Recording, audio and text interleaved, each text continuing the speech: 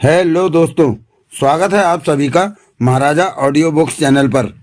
दोस्तों, आज मैं आपके लिए लेकर आया हूँ वेद प्रकाश शर्मा जी का बहुत ही शानदार एवं जानदार उपन्यास, जो आपको आखिरी तक, जब तक अंतिम एपिसोड ना सुन ले, आपको सस्पेंस में फंसाए रखेगी। ऐसी कहानी लेकर के आया हूँ मैं, जिसका नाम है विधवा का पति। तो चलिए देर नहीं करते हैं और प्रारंभ करते हैं विधवा का पति, वेद प्रकाश शर्मा, एपिसोड नंबर 1। आह आह, मैं कहाँ हूँ? मैं कौन हूँ? मेडिकल इंस्टीट्यूट के एक बेड पर पड़ा मरीज धीरे धीरे करा रहा था। 3 नर्सें और एक डॉक्टर उसे चकित भाव से देखने लगे। जहां उनकी आंखों में उसे होश में आता देखकर चमक उभरी थी, वहीं हल्की सी हैरत के भाव भी उभर आए। वे ध्यान से गोरे चिट्टे, गोल चेहरे और घुंघराले बालों वाले युवक को देखने लगे, जिसकी आयु 30 के आसपास थी। वह हष्टपुष्ट और करीब 6 फुट लंबा था। उसके जिस्म पर हल्के नीले रंग का शानदार सूट था। सूट के नीचे सफेद शर्ट। कराहते हुए उसने धीरे धीरे आंखें खोल दी। कुछ देर तक चकित सा अपने चारों तरफ का नजारा लेता रहा। चेहरे पर ऐसे भाव थे जैसे कुछ समझ न पा रहा हो। कमरे के हर कोने में घूमकर आने के बाद उसकी नजर डॉक्टर पर स्थिर हो गई। एक झटके से उठ बैठा वह। एक नर्स ने आगे बढ़कर जल्दी से उसे संभाला। बोली, प्लीज लेटे रहिए, आपके सिर में बहुत गंभीर चोट लगी है। मगर कैसे, क्या हुआ था? आगे बढ़ते हुए डॉक्टर ने कहा, आपका एक्सीडेंट हुआ था मिस्टर, क्या आपको याद नहीं? एक्सीडेंट? मगर किस चीज से? ट्रक से। आप कार चला रहे थे। कार? मगर क्या मेरे पास कार भी है? जी हाँ, वह कार शायद आप ही की होगी। हल्की सी मुस्कान के साथ डॉक्टर ने कहा, क्योंकि कपड़ों से आप कम से कम किसी तरह से लोफर तो नहीं लगते हैं। युवक ने चौंक कर जल्दी से अपने कपड़ों की तरफ देखा। अपने ही कपड़ों को पहचान नहीं सका वह। फिर अपने हाथों को अजनबी सी दृष्टि से देखने लगा। दाएं हाथ की तर्जनी में हीरे की एक कीमती अंगूठी थी। बाईं कलाई में विदेशी घड़ी। अजीब सी दुविधा में पड़ गया वह। अचानक ही चेहरा उठाकर उसने सवाल किया, मैं इस वक्त कहाँ हूँ और आप लोग कौन हैं? आप इस वक्त दिल्ली के मेडिकल इंस्टीट्यूट में हैं। ये तीनों नर्सें हैं और मैं डॉक्टर भारद्वाज आपका इलाज कर रहा हूँ। मगर मैं कौन हूँ? क्या मतलब? बुरी तरह चौंकते हुए डॉक्टर भारद्वाज ने अपने दोनों हाथ बेड के कोने पर रखे और उसकी तरफ झुकता हुआ बोला, क्या आपको मालूम नहीं है कि आप कौन हैं? मैं असमंजस में फंसा युवक केवल मिमियाता ही रहा। ऐसा एक शब्द भी न कह सका जिससे उसके परिचय का आभास होता। डॉक्टर ने नर्सों की तरफ देखा। वे पहले ही उसकी तरफ चकित भाव से देख रही थी। एकाएक ही डॉक्टर ने अपनी आंखें युवक के चेहरे पर गड़ा दी। बोला, याद कीजिए मिस्टर, आपको जरूर याद है कि आप कौन हैं। दिमाग पर जोर डालिए। प्लीज याद कीजिए मिस्टर कि अपनी कार को खुद ड्राइव करते हुए रोहतक रोड से होकर आप कहाँ जा रहे थे?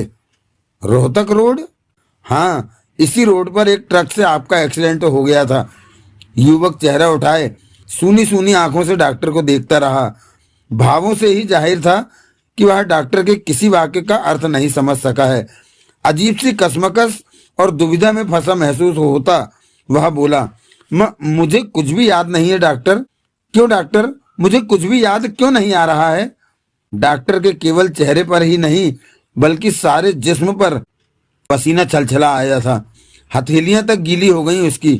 अभी वह कुछ बोल भी नहीं पाया था कि युवक ने चीख कर पूछा था, प्लीज डॉक्टर, तुम ही बताओ कि मैं कौन हूँ।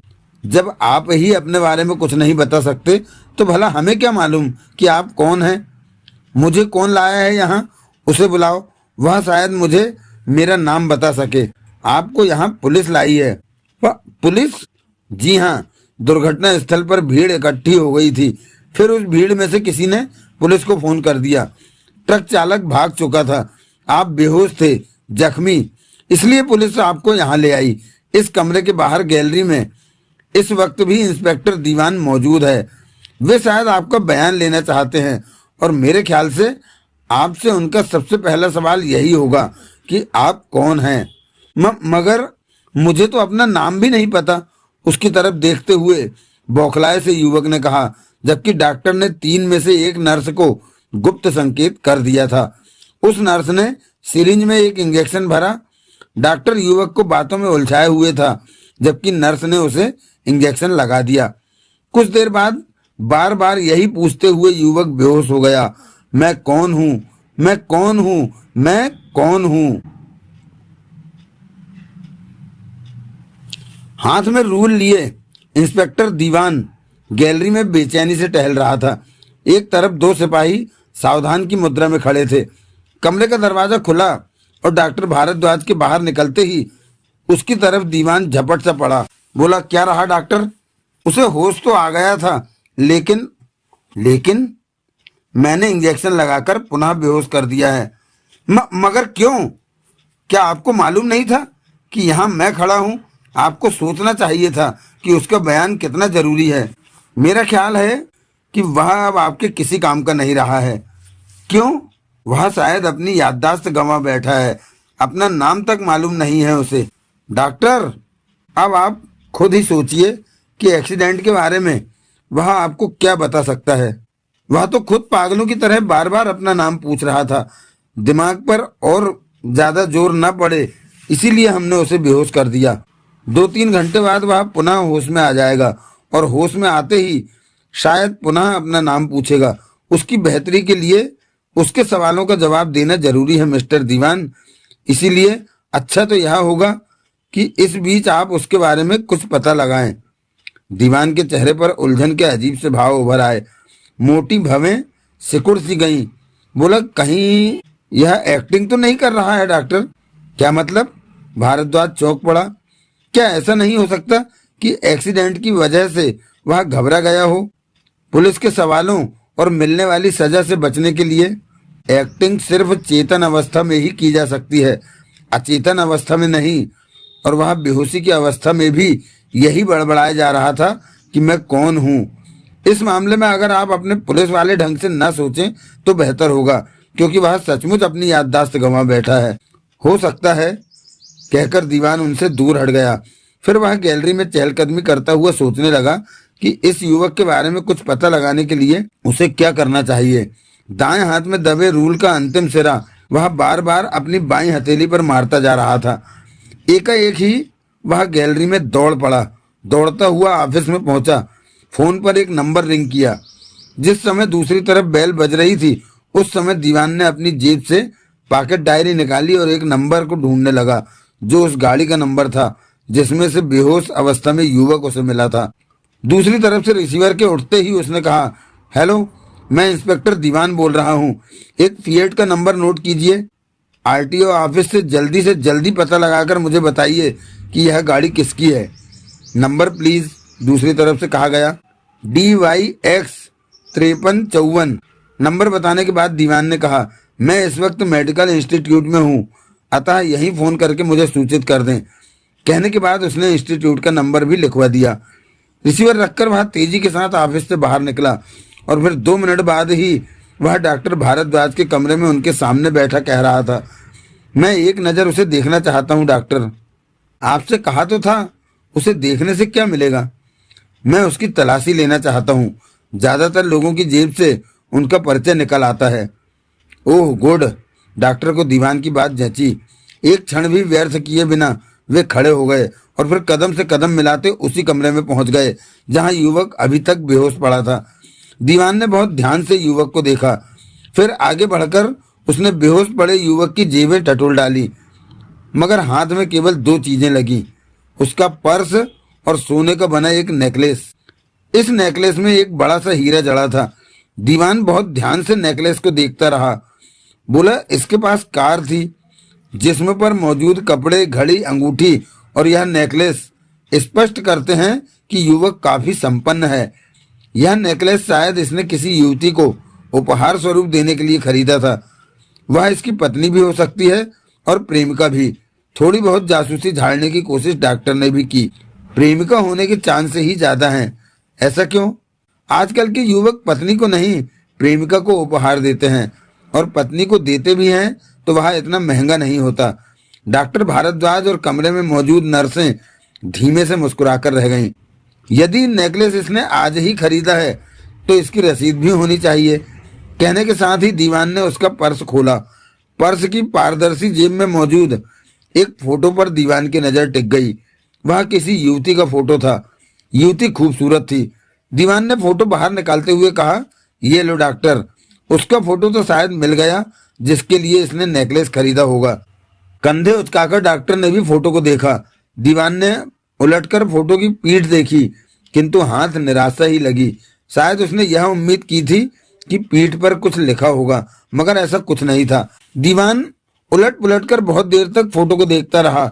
जब वह उससे ज्यादा कोई अर्थ नहीं निकाल सका जितना समझ चुका था, तो शेष पर्स को टटोल डाला। 22,000 रुपए और कुछ खरीद के अलावा उसके हाथ कुछ नहीं लगा। नेकलेस से संबंधित रसीद भी नहीं। अंत में एक बार फिर युवती का फोटो उठाकर उसने ध्यान से देखा। अभी दीवान यह सोच ही रहा था कि इस फोटो के जरिए वह इस युवक के विषय में कुछ जान सकता है कि ऑफिस से आने वाली एक नर्स ने कहा, ऑफिस में आपके लिए फोन है इंस्पेक्टर। सुनते ही दीवान रिवॉल्वर से निकली गोली की तरह कमरे से बाहर निकल गया। अपने कमरे में पहुंचकर डॉक्टर भारद्वाज ने उस युवक के केस के संबंध में ही अपने 3 सहयोगी डॉक्टरों से फोन पर बात की। बल्कि कहना चाहिए कि इस केस पर विचार विमर्श करने के लिए उन्होंने इसी समय तीनों को अपने कमरे में आमंत्रित किया था। तीसरे डॉक्टर से संबंध विच्छेद करके उन्होंने रिसीवर अभी क्रेडिल पर रखा ही था कि धड़धड़ाता हुआ दीवान अंदर दाखिल हुआ। इस वक्त पहले की अपेक्षा वह कुछ ज्यादा बौखलाया हुआ था। क्या बात है इंस्पेक्टर, कुछ पता लगा? नहीं, कहने के साथ ही दीवान धम्म से कुर्सी पर गिर गया।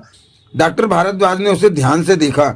सचमुच वह बुरी तरह बेचैन, उलझा हुआ और निरुत्साहित सा नजर आ रहा था। उसे ऐसी अवस्था में देखकर भारद्वाज ने पूछा, क्या बात है इंस्पेक्टर? फोन सुनने के लिए जाते वक्त तो तुम इतने थके हुए नहीं थे।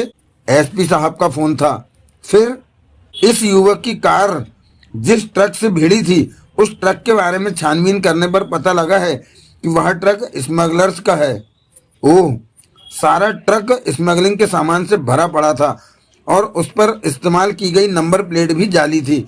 इससे भी ज्यादा भयंकर बात यह पता लगी है कि इस युवक की कार से टकराने से पहले रोहतक में यह ट्रक एक 12 वर्षीय बच्चे को कुचल चुका था। Oh my God! इस ट्रक पर लगी नंबर प्लेट वाला नंबर बताते हुए हरियाणा पुलिस ने वायरलेस पर सूचना दी है कि उस 12 वर्षीय खूबसूरत बच्चे की लाश अभी तक सड़क पर ही पड़ी है। वह ट्रक उसके सिर को बुरी तरह कुचलकर वहां से भागा था। कैसा जालिम ड्राइवर था वहां। क्या तुम समझ रहे हो डॉक्टर कि यह सब मैं तुम्हें क्यों बता रहा हूँ? क्यों? ताकि तुम एहसास कर सको कि इस युवक की याददाश्त समाज, पुलिस और कानून के लिए कितनी जरूरी है। ट्रक में कागजात नहीं है, यानी पता नहीं लग सका कि वह किसका है। यदि उसके ड्राइवर का पता लग जाए तो निश्चित रूप से हम उसके मालिक तक पहुंच जाएंगे और उस ड्राइवर को केवल एक ही शख्स पहचान सकता है, वह युवक। तुम इतने विश्वासपूर्वक कैसे कह सकते हो?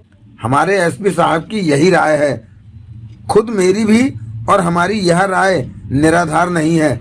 उसका आधार है एक्सीडेंट की सिचुएशन। युवक की कार और ट्रक की भिड़ंत बिल्कुल आमने सामने से हुई है।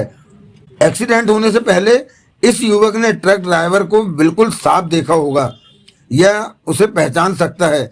डॉक्टर, अगर तुम यह न कहो कि उसकी याददाश्त गुम हो गई है तो मैं स्मगलर से संबंधित समझे जाने वाले सभी ड्राइवरों के फोटो युवक के सामने डाल दूंगा। मगर दिक्कत तो यह है इंस्पेक्टर कि युवक की याददाश्त वाकई गुम हो गई है। तुम ट्रक ड्राइवर की शक्ल की बात करते हो, एक्सीडेंट की बात करते हो। उसे तो यह भी याद नहीं कि उसके पास कोई कार भी थी। उसे ठीक करना होगा। उसकी याददाश्त वापस आने के लिए अपनी एड़ी से चोटी तक का जोर लगाना होगा तुम्हें। यह बहुत जरूरी है।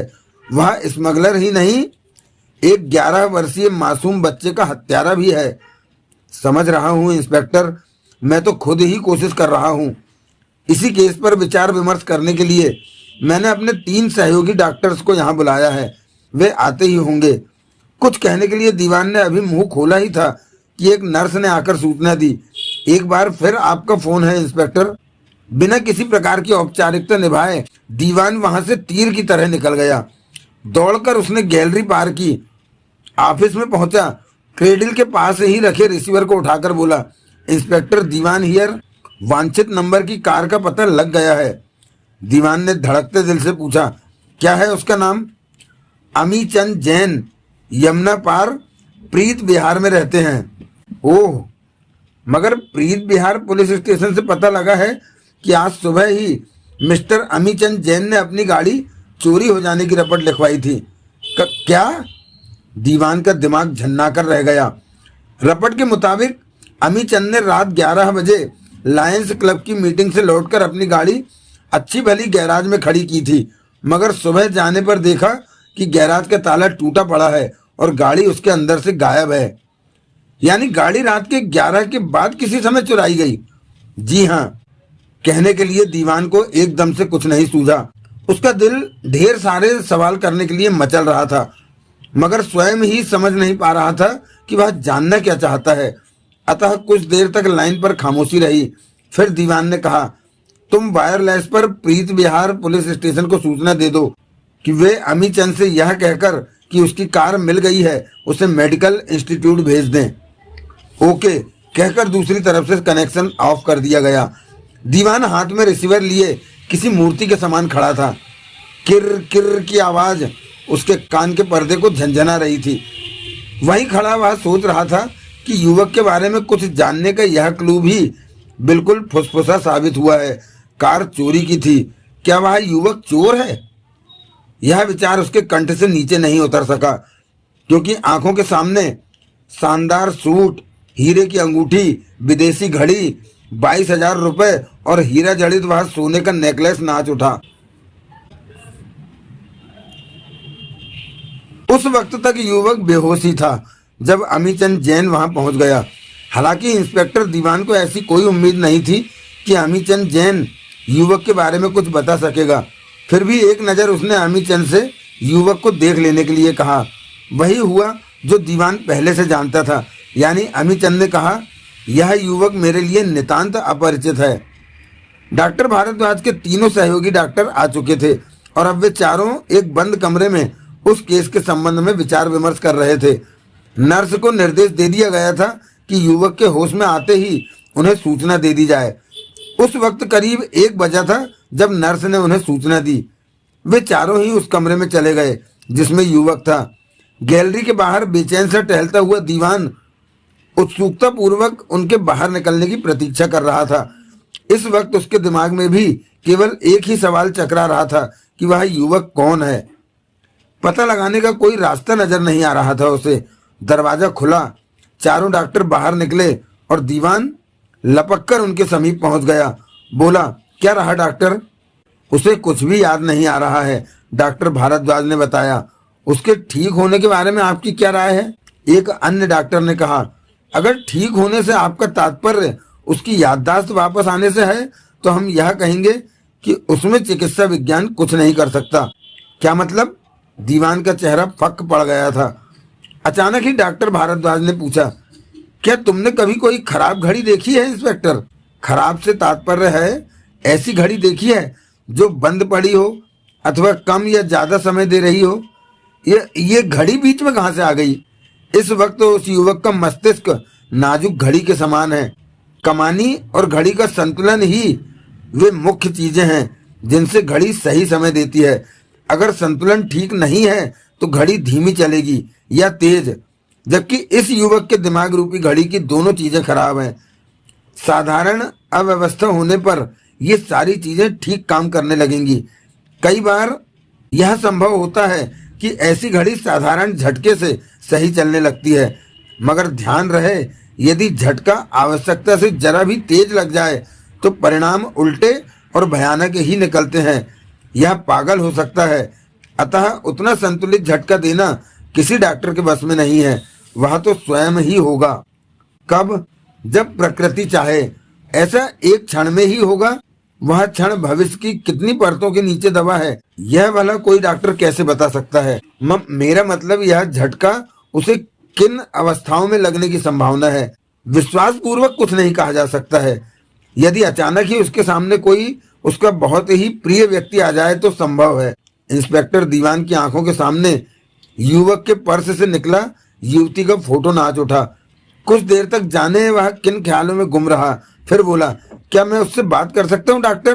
प्रत्यक्ष में उसे बहुत ज्यादा चोट नहीं लगी है, बयान ले सकते हो, मगर हम एक बार फिर कहेंगे, प्लीज उसकी याददाश्त के संबंध में अपने पुलिसिया ढंग से ना सोचें।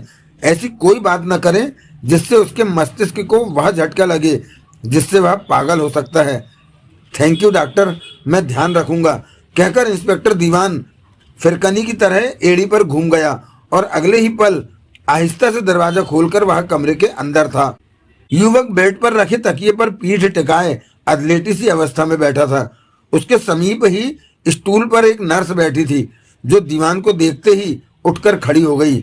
युवक उलझी हुई सी नजरों से दीवान को देख रहा था। हेलो मिस्टर, उसके पास पहुंचकर दीवान ने धीमे से कहा। युवक कुछ नहीं बोला, ध्यान से दीवान को केवल देखता रहा। दीवान स्टूल पर बैठता हुआ बोला, क्या तुम बोल नहीं सकते? आप वही इंस्पेक्टर है ना जो मेरे बारे में पता लगाने की कोशिश कर रहे हैं? जी हाँ, मेरा नाम दीवान है, युवक ने उत्सुकता पूर्वक पूछा। कुछ पता लगा? तुम्हें कैसे मालूम कि मैं? डॉक्टर ने बताया था, मैं बार बार उससे पूछ रहा था। उसने कहा कि एक पुलिस इंस्पेक्टर मेरे बारे में पता लगाने के लिए इन्वेस्टिगेशन कर रहा है। दीवान निश्चय नहीं कर पा रहा था कि युवक को वह कड़ी दृष्टि से घूरे अथवा सामान्य भाव से। कुछ देर तक शांत रहने के बाद बोला, देखो, यदि तुम होने वाले एक्सीडेंट, पुलिस की पूछताछ या मिलने वाली सजा से आतंकित हो तो मैं स्पष्ट किए देता हूं कि उस एक्सीडेंट में तुम्हारी कोई गलती नहीं थी। तुम अपनी साइड पर ड्राइविंग कर रहे थे। हवा से बातें करते उस ट्रक ने रॉन्ग साइड में आकर तुम्हारी कार में टक्कर मारी। अतः तुम्हारे लिए डरने जैसी कोई बात नहीं है। मैं विश्वास नहीं कर पा रहा हूं कि एक्सीडेंट हुआ था। मैं यहाँ हूँ, सिर में चोट है, पिछली एक भी बात याद नहीं कर पा रहा हूँ। डॉक्टर्स, नर्स और तुम भी कह रहे हो कि मेरा एक्सीडेंट हुआ था, इसीलिए मानना पड़ रहा है कि जरूर हुआ होगा। क्या तुम्हें कुछ भी याद नहीं? अपना नाम भी? मैं खुद परेशान हूँ। क्या तुम इन चीजों को पहचानते हो? सवाल करते हुए दीवान ने पर्स और नेकलेस निकालकर उसकी गोद में डाल दिए। उन्हें देखने के बाद युवक ने इनकार में गर्दन हिलाई। अब दीवान ने जेब से युवती का फोटो निकाला और उसे दिखाता हुआ बोला, क्या तुम इस युवती को भी नहीं पहचानते? कुछ देर तक युवक ध्यान से फोटो को देखता रहा। दीवान बहुत ही पैनी निगाहों से उसके चेहरे पर उत्पन्न होने वाले भावों को पढ़ रहा था, किंतु कोई ऐसा भाव वह नहीं खोज सका जो उसके लिए आशाजनक हो। युवक ने इनकार में गर्दन हिलाते हुए कहा, कौन है ये? फिलहाल इसका नाम तो मैं भी नहीं जानता, मगर यह फोटो आपके पर्स से निकली है। मेरे पर्स से? जी हाँ, यह पर्स आप ही की जेब से निकला है और नेकलेस भी। युवक चकित भाव से इन तीनों चीजों को देखने लगा। आंखों में उलझन सी थी। बोला, अजीब बात है इंस्पेक्टर, मैं खुद ही में खो गया हूँ। अचानक ही दीवान की आंखों में सख्त भाव उभर आए। चेहरा कठोर हो गया और वह युवक की आंखों में झांकता हुआ गुर्राया, तुम्हारा यह नाटक डॉक्टर्स के सामने चल गया मिस्टर, पुलिस के सामने नहीं। युवक ने चौंकते हुए पूछा, क्या मतलब? तुमने अमीचंद के गैराज से गाड़ी चुराई, रात के समय कोई संगीन अपराध किया और फिर सुबह दुर्भाग्य से एक्सीडेंट हो गया। तुम चोरी और रात में किए अपने किसी अपराध से बचने के लिए नाटक कर रहे हो। मैं समझ नहीं रहा हूँ इंस्पेक्टर, कैसी चोरी, कैसा अपराध? और यहाँ अमीचंद कौन है? वही जिसकी तुमने गाड़ी चुराई थी। अजीब बात कर रहे हैं आप। जिस ट्रक से तुम्हारी टक्कर हुई थी उसमें स्मगलिंग का सामान था। वह ट्रक ड्राइवर एक मासूम बच्चे का हत्यारा है। उसे केवल तुम ही ने देखा है मिस्टर, सिर्फ तुम ही उसे पहचान सकते हो। उस तक पहुंचने में यदि तुम मेरी मदद करो तो कार चुराने जैसे छोटे जुर्म से मैं तुम्हें बरी करा सकता हूँ। मेरी समझ में कुछ नहीं आ रहा है, कैसा ट्रक, कैसा ड्राइवर? उफ! झुंझलाकर दांत पीसते हुए दीवान ने मोटर रूल अपने बाएं हाथ पर जोर से मारा। यह झुंझलाहट उस पर इसीलिए हावी हुई थी क्योंकि अब वह इस नतीजे पर पहुंच गया था कि युवक की याददाश्त वाकई गुम है। रात के करीब 10 का समय था। हर तरफ खामोशी छाई हुई थी। युवक अधलेटी अवस्था में ही बेड पर पड़ा था और उसके पायते स्टूल पर बैठी नर्स कोई उपन्यास पढ़ने में व्यस्त थी। युवक का दिमाग आज दिन भर की घटनाओं में भटक रहा था। ऐसा उसे कोई नहीं मिला था जो यह बता सके कि वह कौन है। यह सोच सोचकर वह पागल हुआ जा रहा था कि आखिर मैं हूं कौन। इसी सवाल की तलाश में भटकते हुए युवक की दृष्टि नर्स पर ठिठक गई। वह उपन्यास पढ़ने में तल्लीन थी, खूबसूरत थी। बेदाग सफेद लिबास में वो कुछ ज्यादा ही खूबसूरत लग रही थी। युवक की नजर उसके जिस्म पर थिरकने लगी। दृष्टि वक्ष स्थल पर स्थिर हो गई। एकाएक ही जाने कहां से आकर युवक के दिमाग में यह विचार टकराया कि यदि इस नर्स के तन से सारे कपड़े उतार दिए जाएं तो यह कैसी लगेगी। एक नग्न युवती उसके सामने आ खड़ी हुई। युवक रोमांचित सा होने लगा। उसके मन में उठ रहे भावों से बिल्कुल अनभिज्ञ नर्स उपन्यास में डूबी धीमे धीमे मुस्कुरा रही थी। शायद वह उपन्यास के किसी कॉमेडी दृश्य पर थी। युवक ने जब उसके होठों पर मुस्कान देखी तो जाने क्यों उसकी मुट्ठियां कस गईं। दृष्टि उसके वक्ष स्थल से हटकर ऊपर की तरफ बढ़ी, गर्दन पर ठहर गई। नर्स की गर्दन गोरी, लंबी और पतली थी। युवक के दिमाग में अचानक ही विचार उठा कि अगर मैं इस नर्स की गर्दन दबा दूं तो क्या होगा। यह मर जाएगी। पहले इसका चेहरा लाल सुर्ख होगा, बंधनों से निकलने के लिए छटपटाएगी, मगर मैं इसे छोड़ूंगा नहीं। इसके मुंह से गूं गूं की आवाज निकलने लगेगी। इसकी आंखें और जीभ बाहर निकल आएगी, कुतिया की तरह जीभ बाहर लटका देगी। तब मैं इसकी गर्दन और जोर से दबा दूंगा। मुश्किल से 2 ही मिनट में यह फर्श पर गिर पड़ेगी। इसकी जीभ उस वक्त भी मरी हुई कुतिया की तरह निकली हुई होगी। आंखें उबली पड़ी होंगी, चेहरा बिल्कुल निस्तेज होगा, सफेद कागज सा। उस अवस्था में कितनी खूबसूरत लगेगी यह। हाँ, इसे मार ही डालना चाहिए। युवक के दिमाग में रह रहकर यही वाक्य टकराने लगा। इसे मार डालो, मरने के बाद फर्श पर पड़ी यह बहुत खूबसूरत लगेगी, इसकी गर्दन दबा दो। युवक की आंखों में बड़े ही हिंसक भाव उभर आए। चेहरा खून पीने के लिए तैयार किसी आदमखोर पशु के समान क्रूर और बीभत्स हो गया। आंखें सुर्ख हो उठी।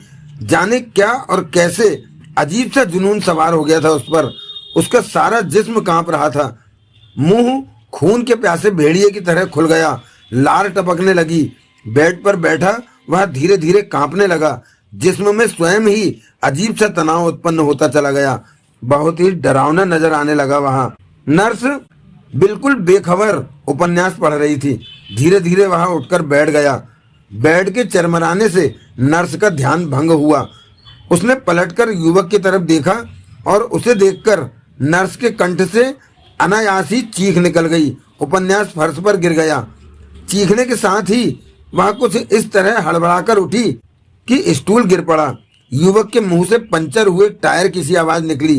एक बार पुनः चीखकर आतंकित नर्स दरवाजे की तरफ दौड़ी, मगर अभी वह दरवाजे तक पहुंची भी नहीं थी कि युवक ने बेड ही से किसी बाज की तरह उस पर जंप लगाई और नर्स को साथ लिए फर्श पर आ गिरा। अब नर्स फर्श पर पड़ी थी और युवक उसके ऊपर सवार उसका गला दबा रहा था। नर्स चीख रही थी। युवक के खुले हुए मुंह से लार नर्स के चेहरे पर गिर रही थी। बुरी तरह आतंकित नर्स छटपटा रही थी। तभी गैलरी में भागते कदमों की आवाज गूंजी। दरवाजा भड़ाक से खुला।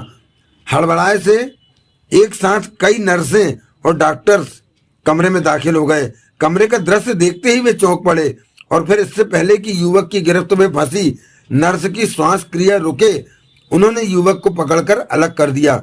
उनके बंधनों से मुक्त होने के लिए युवक बुरी तरह मचल रहा था और साथ ही हलक फाड़कर चीख रहा था, छोड़ो मुझे, मुझे छोड़ दो, मैं इसे मार डालूंगा।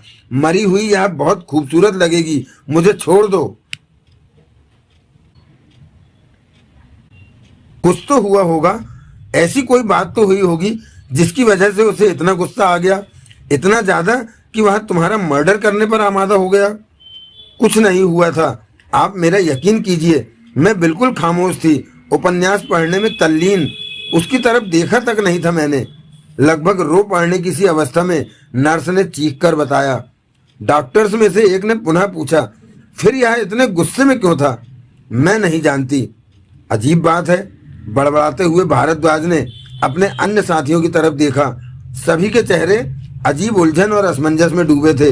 डॉक्टर भारद्वाज समेत उस कमरे में 5 डॉक्टर थे, 7 नर्सें। इस कमरे में एक प्रकार से उनकी मीटिंग हो रही थी। अचानक ही एक नर्स ने डॉक्टर से पूछा, आप लोग उसके दिमाग के बारे में यह घड़ी वाली बात कह रहे थे ना? हाँ, कहीं यह पागल ही तो नहीं हो गया है? इस वाक्य के जवाब में वहां खामोशी छा गई। फिर डॉक्टर भारद्वाज बोले, उसकी यह हरकत निस्संदेह पागल जैसी थी, और जिस वक्त हमने उसे पकड़ा था उस वक्त निस्संदेह उसके जिस्म में वही विशेष शक्ति थी जैसी किसी पागलों में आ जाती है। मगर उसके इस अवस्था में पहुंचने के लिए झटका लगना जरूरी था, और अभी तक शायद ऐसी कोई घटना नहीं हुई है। मेरे ख्याल से इस संबंध में किसी मनोचिकित्सक की राय महत्वपूर्ण होगी, एक डॉक्टर ने सलाह दी। मैं भी यही सोच रहा था, कहकर भारद्वाज ने मेज पर रखे फोन से रिसीवर उठाया और ब्रिगेंजर नामक डॉक्टर के नंबर रिंग किए। संबंध स्थापित होने पर उनसे कहा, मैं डॉक्टर भारद्वाज बोल रहा हूँ ब्रिगेंजा, मेरे पास तुम्हारे लिए एक बहुत ही दिलचस्प केस है। क्या तुम इसी समय यहाँ आ सकते हो? क्या केस है? विस्तार से तो फोन पर नहीं बता सकता क्योंकि कहानी लंबी है।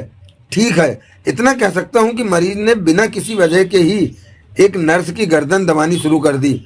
उसकी चीख सुनकर यदि हम सब सही समय पर वहां न पहुंच जाते तो निश्चित रूप से वह नर्स का मर्डर कर चुका था। हम सभी अब तक उससे आतंकित हैं। इस वक्त वह किस अवस्था में है? हम सबने मिलकर बड़ी मुश्किल से उसे बेहोश किया है। दूसरी तरफ से पूछा गया, जब तुमने उसे नर्स से अलग किया, क्या उस समय तुम्हारी गिरफ्त से निकलने की कोशिश करते वक्त उसने कुछ कहा था? हाँ। क्या? भारद्वाज ने वे शब्द बता दिए। सुनकर दूसरी तरफ से हंसी की सी आवाज आई। फिर पूछा गया, क्या वह वाकई यह कह रहा था कि मरने के बाद नर्स बहुत ज्यादा खूबसूरत लगेगी? हाँ, उसने बिल्कुल यही कहा था। केस वाकई दिलचस्प मालूम पड़ता है भारद्वाज, मैं आ रहा हूं। नर्स के चुप होने पर कमरे में खामोशी छा गई। वहीं उत्सुक निगाहों से सभी ब्रिगेंजा की तरफ देख रहे थे। काफी प्रतीक्षा के बाद भी जब मिस्टर ब्रिगेंजा कुछ नहीं बोले तो भारद्वाज ने पूछा, किसी नतीजे पर पहुंचे डॉक्टर? मरीज से बात करने के बाद ही शायद किसी नतीजे पर पहुंचा जा सकता है। तभी भागकर एक नर्स कमरे में आई। उसकी सांस फूली हुई थी, हड़बड़ाई सी बोली, उसे होश आ रहा है डॉक्टर, चलो। डॉक्टर ब्रिगेंजा उठकर खड़े हो गए, मगर उस नर्स से बोले, तुम तब तक उसके कमरे में नहीं जाओगी जब तक हम न बुलाएं। किसी अन्य के लिए उसके सामने जाने में कोई परहेज नहीं है। 1 मिनट बाद 2 डॉक्टर्स और 2 नर्सों के साथ डॉक्टर ब्रिगेंजा युवक वाले कमरे में दाखिल हुए। बिस्तर पर अधलेटी अवस्था में पड़ा युवक इस वक्त शांत था। उन सबको कमरे में दाखिल होते देखते ही वह सीधा होकर बैठ गया। उसके चेहरे पर उलझन, हैरत और पश्चाताप के संयुक्त भाव थे। भारद्वाज और उसके साथी दूर ही ठिठक गए।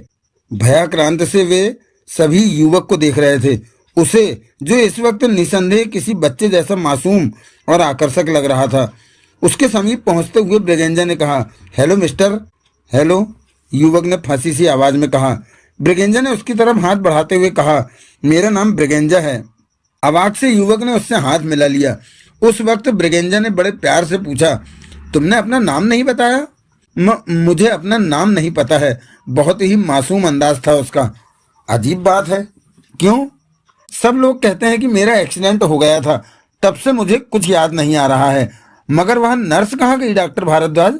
अंतिम शब्द उसने अचानक ही डॉक्टर भारद्वाज से मुखातिब होकर कहे थे, जिसके कारण भारद्वाज एक बार को तो बौखला गया, फिर शीघ्र ही संभल कर बोला, वह तुम्हारे साथ रहने के लिए तैयार नहीं है, शायद मेरे व्यवहार के कारण। ब्रिगेंजा ने पूछा, क्या तुम्हें मालूम है कि उसके साथ तुमने क्या किया था? मैं बहुत शर्मिंदा हूँ डॉक्टर, प्लीज उसे बुलाइए, वह मेरी बहन जैसी है। मैं उससे अपने व्यवहार की क्षमा मांगना चाहता हूँ। अगर ऐसा है तो तुमने वह सब किया ही क्यों था? मैं समझ नहीं पा रहा हूँ, मुझे बेहद दुख है, चकित हूँ, जाने में यह सब क्यों करने लगा। शायद मुझसे ऐसा करने के लिए किसी ने कहा था। किसने? मैं नहीं बता सकता, मगर उस वक्त यहाँ मेरे और उस नर्स के अलावा कोई था ही नहीं।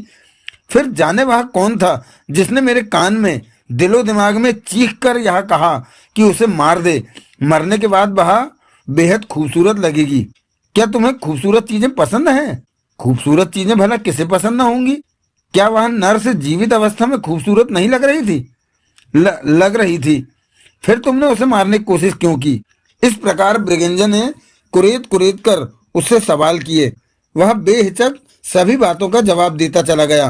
कुछ देर बाद उस कमरे में मौजूद सभी व्यक्ति जान चुके थे कि युवक ने किन विचारों और भावनाओं के झंझावात में फंसकर नर्स को मार डालने की कोशिश की थी। सुनने के बाद ब्रिगेंजा ने पूछा, तो शुरू में आपकी यह इच्छा हुई कि वह नर्स बिना कपड़ों के ज्यादा सुंदर लगेगी? ओह नो, मैं शर्मिंदा हूँ डॉक्टर, बेहद शर्मिंदा हूँ। चीखते हुए उसने अपने दोनों हाथों से चेहरा ढांप लिया। निश्चय ही इस वक्त शर्म के कारण उसका बुरा हाल था। ब्रिगेंजा ने कहा, तुम उन्हीं विचारों पर अमल करते चले गए जो तुम्हारे दिमाग में उठे? हाँ, कल अगर तुम्हारे दिमाग में यह विचार उठा कि तुम्हें कुएं में कूद जाना चाहिए तो मैं शायद कूद पड़ूंगा। आप यकीन कीजिए, मेरे अपने ही दिमाग पर मेरा कोई नियंत्रण नहीं रह गया था। उफ भगवान, ये मुझे क्या हो गया है? मुझे याद क्यों नहीं आता कि मैं कौन हूँ? इतने गंदे, इतने भयानक विचार मेरे दिमाग में आए ही क्यों? मैं क्या करूं? मैं क्या करूं भगवान?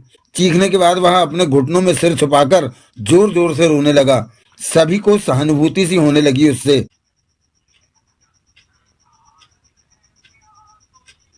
भारद्वाज के कमरे में बैठे डॉक्टर ब्रिगेंजा ने कहा, वह पागल नहीं है। फिर एक किस्म का जुनून कहा जा सकता है उसे। जुनून से सवार हुआ था उस पर। मुझे लगता है कि अपनी पिछली जिंदगी में उसने कहीं किसी लड़की की लाश देखी है। उसकी पिछली जिंदगी ही तो नहीं मिल रही है। यह पता लग चुका है कि वह हिंदू है। डॉक्टर भारद्वाज ने कहा, शायद आप उसके भगवान कहने पर ऐसा सोच रहे हैं। हाँ, वह शब्द उसके मुंह से बड़े ही स्वाभाविक ढंग से निकला था। एक अन्य डॉक्टर ने कहा, मान लिया कि उस पर जुनून सवार हुआ था, मगर इस अवस्था में उसके पास अकेला रहने की हिम्मत कौन करेगा डॉक्टर? जाने कब उस पर जुनून सवार हो जाए और सामने वाले की गर्दन दबा दे। हंसते हुए ब्रिगेंजा ने कहा, ऐसा नहीं होगा। क्या गारंटी है? उसके पास किसी लेडीज नर्स को नहीं, पुरुष को छोड़ दो, उसके लिए युवक के जहन में वैसा कोई विचार नहीं उठेगा जैसा नर्स के लिए उठा था। वैसे मेरा ख्याल है कि यह जुनून उसे जिंदगी में पहली बार ही उठा था। क्या गारंटी है?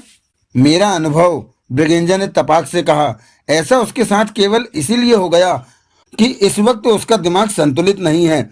दुर्घटना से पहले संतुलित था, मगर भविष्य में तो उसे ऐसा जुनून सवार हो सकता है।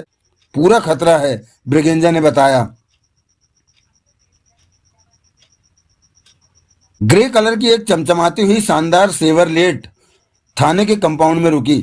झटके से आगे वाला दरवाजा खुला।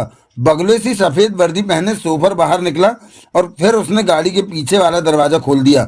पहले एक कीमती छड़ी गाड़ी से बाहर निकलती नजर आई, फिर उस पर झूलता हुआ अधेड़ आयु का एक व्यक्ति। वह अधेड़ जरूर था, परंतु चेहरे पर तेज था।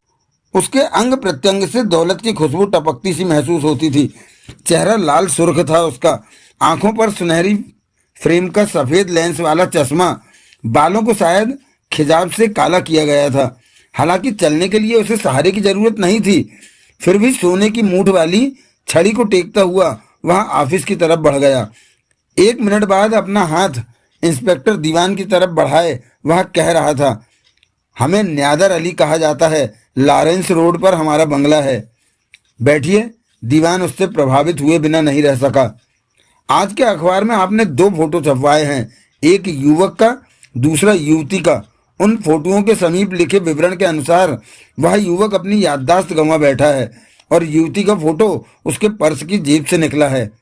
जाने क्यों दीवान का दिल धड़क उठा। बोला, जी हाँ, वह युवक हमारा बेटा है। आपका बेटा? जी हाँ, और वह युवती हमारी बेटी। बेटी? दीवान के मुंह से अनायास निकल पड़ा, यानी वह युवक की बहन है? हाँ, सिकंदर सायरा से बहुत प्यार करता था। दुर्भाग्य ने सायरा को हमसे छीन लिया और सिकंदर तभी से अपने पर्स में सायरा का फोटो लिए घूमता है। क्या वह लड़की अब इस दुनिया में नहीं है? 1 साल पहले वह न्यादर अली की आवाज़ भर्रा गई। सॉरी, मगर क्या नाम ले रहे थे आप? सिकंदर। क्या उस युवक का यही नाम है? हाँ इंस्पेक्टर, हमारी एक छोटी सी कपड़ा मिल है। 1 साल पहले तक सिकंदर हमारे ही व्यापार में हमारी मदद किया करता था, किंतु सायरा की मृत्यु के बाद जाने क्यों उसे अपना एक अलग बिजनेस करने की धुन सवार हो गई। हमने उसे एक गत्ता मिल लगवा दी। पिछले करीब 1 वर्ष से वह प्रतिदिन सुबह 9 बजे ऑफिस जाता और रात 8 बजे लौट आता था। कल रात नहीं लौटा। हम 10 बजे तक उसका इंतजार करते रहे। जब वह नहीं आया तो हमने गत्ता मिल के मैनेजर को फोन किया। उसके मुंह से यह सुनकर हम चकित रह गए कि सिकंदर आज ऑफिस ही नहीं पहुंचा था। हम चिंतित हो उठे। उसके और अपने हर परिचित के यहाँ फोन करके हमने मालूम किया सिकंदर कल किसी से नहीं मिला था। बेचैनी और चिंताग्रस्त स्थिति में हमने सारी रात काट दी। सुबह पेपरों में फोटो देखे तो उछल पड़े और उनके समीप लिखी इबारत तो हमारे सीने पर एक मजबूत घूसा बनकर लगी। यह सब कैसे हो गया इंस्पेक्टर? सिकंदर अपनी याददाश्त कैसे गंवा बैठा? एक ट्रक से उसका एक्सीडेंट हुआ था। एक्सीडेंट? ज्यादा चोट तो नहीं आई उसे? प्रत्यक्ष में कोई बहुत ज्यादा चोट नहीं लगी है। अपनी याददाश्त जरूर गंवा बैठा है वह। मगर क्या वह अपने ऑफिस कार से जाता था? हाँ, उसके पास कैटलॉग है। कैटलॉग? हाँ, मगर जिस गाड़ी का ट्रक से एक्सीडेंट हुआ है वह फिएट थी। फिएट सिकंदर के पास कहां से आ गई? दीवान ने बताया। यह जानकर आपको हैरत होगी कि वह फिएट उसने चुराई थी। फिएट के मालिक प्रीत बिहार में रहने वाले अमीचंद जैन हैं। अजीब बात है, सिकंदर भला किसी की फिएट क्यों चुराएगा? और उसकी कैटलॉग कहाँ चली गई? हमारी समझ में यह पहेली नहीं आ रही है इंस्पेक्टर। ऐसी कई पहेलियां हैं जिन्हें केवल एक ही घटना हल कर सकती है, और वह घटना उसकी याददाश्त वापस लौटना होगी। और क्या पहेली है? दीवान ने उस ट्रक और ड्राइवर के बारे में कह दिया। उसके बाद दीवान ने नया प्रश्न किया, क्या सिकंदर की शादी हो चुकी है? नहीं। क्या उसकी कोई गर्लफ्रेंड है? कम से कम हमारी जानकारी में नहीं है। दीवान ने दराज खोली, नेकलेस निकालकर मेज पर रखता हुआ बोला, फिर यह नेकलेस उसने किसके लिए खरीदा था? यह उसकी जेब से निकला है। अजीब बात है। यह एक ऐसी पहेली है जो उसकी याददाश्त वापस आने पर ही सुलझेगी। हम सिकंदर से मिलना चाहते हैं इंस्पेक्टर। सॉरी कहकर कुछ पल के लिए चुप रहा दीवान। ध्यान से न्यादर अली की तरफ देखता रहा। फिर बोला, क्या आपके पास इस बात का कोई सबूत है कि वह आपका बेटा सिकंदर ही है? सबूत? कोई किसी का बेटा है, इस बात का क्या सबूत हो सकता है? क्षमा करें मिस्टर न्यादर अली, हालात ऐसे हैं कि मैं बिना किसी सबूत के आपकी बात पर यकीन नहीं कर सकता। जरा सोचिए, युवक की याददाश्त गुम है। इस वक्त उसे जो भी परिचय दिया जाएगा उसे स्वीकार करने के अलावा उसके पास कोई चारा नहीं होगा। मगर कोई गलत आदमी उसे अपना बेटा क्यों कहेगा? बहुत से कारण हो सकते हैं। जैसे? मैं इस बहस में नहीं पढ़ना चाहता। यदि आपके पास उसे अपना बेटा साबित करने के लिए कोई सबूत है तो प्लीज पेश कीजिए। अजीब बात कर रहे हैं आप। हमारे नौकर चाकर और सभी परिचित आपको बता सकते हैं कि सिकंदर हमारा बेटा है। हमारे साथ उसके अनेक फोटो भी आपको मिल जाएंगे। हाँ, गुड। उसकी एल्बम तो सबूत हो सकती है इंस्पेक्टर। हमारे पास उसकी एक एल्बम है, उसमें सिकंदर के बचपन से जवानी तक के फोटो हैं। एल्बम एक ठोस सबूत है।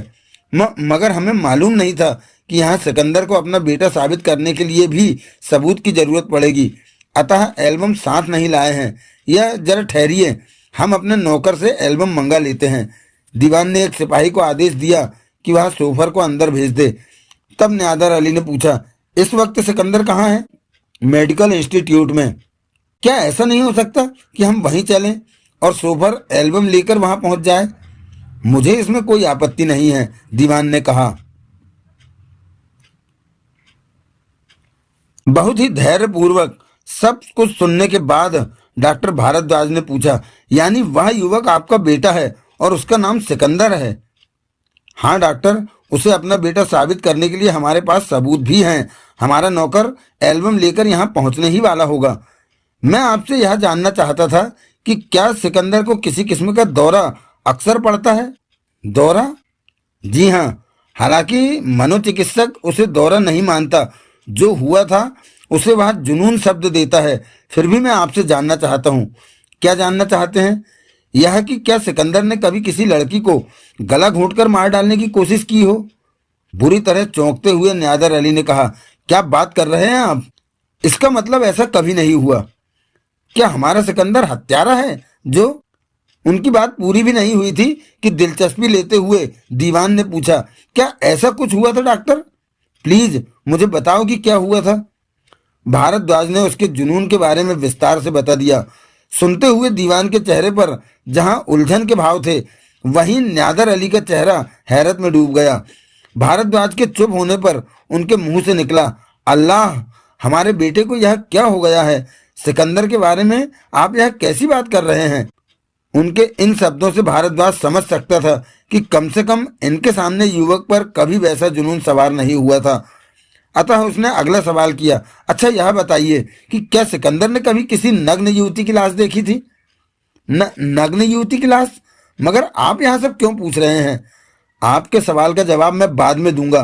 प्लीज पहले आप मुझे मेरे सवाल का जवाब दीजिए। क्या आपके जीवन में उसने कभी किसी नग्न युवती की लाश देखी है? हाँ। कब? आज से करीब 1 साल पहले। वह लाश किसकी थी?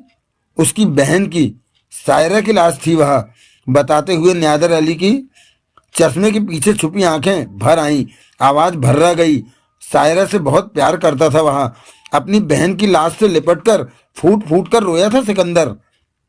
कहीं किसी ने गला घोंटकर तो सायरा को नहीं मारा था?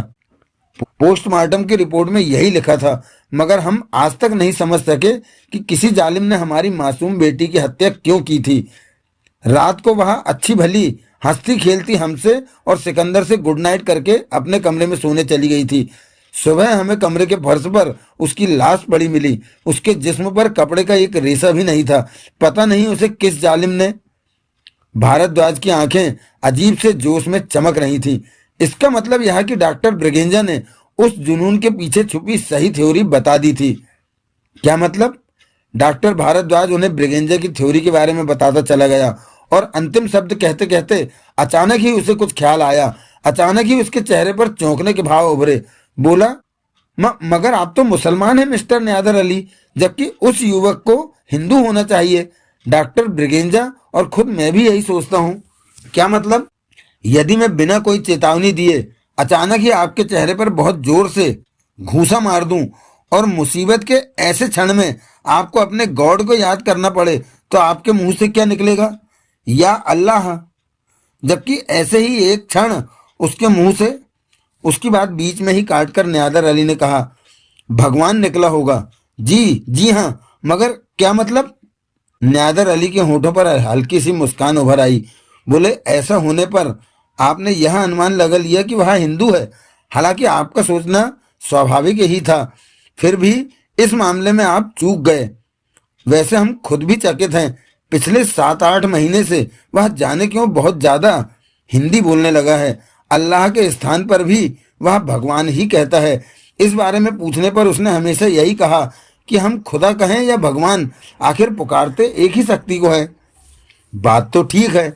डॉक्टर भारद्वाज ठहाका लगा उठा, जबकि दीवान सोच रहा था कि अखबार में फोटोओं का प्रकाशन कराकर उसने युवक को भले ही खोज निकाला हो, किंतु उसकी अपनी समस्या हल नहीं हुई है। यानी सिकंदर उस ट्रक ड्राइवर को अब भी नहीं पहचान सकेगा। कुछ ही देर बाद एक कीमती एल्बम लिए न्यादर अली का सोफर वहां पहुंच गया और उस एल्बम को देखने के बाद कोई नहीं कह सकता था कि न्यादर अली झूठ बोल रहा है। उसमें सचमुच उस युवक के बचपन से युवावस्था तक के फोटो क्रम से लगे हुए थे। कई फोटोओं में वह सायरा और न्यादर अली के साथ भी था।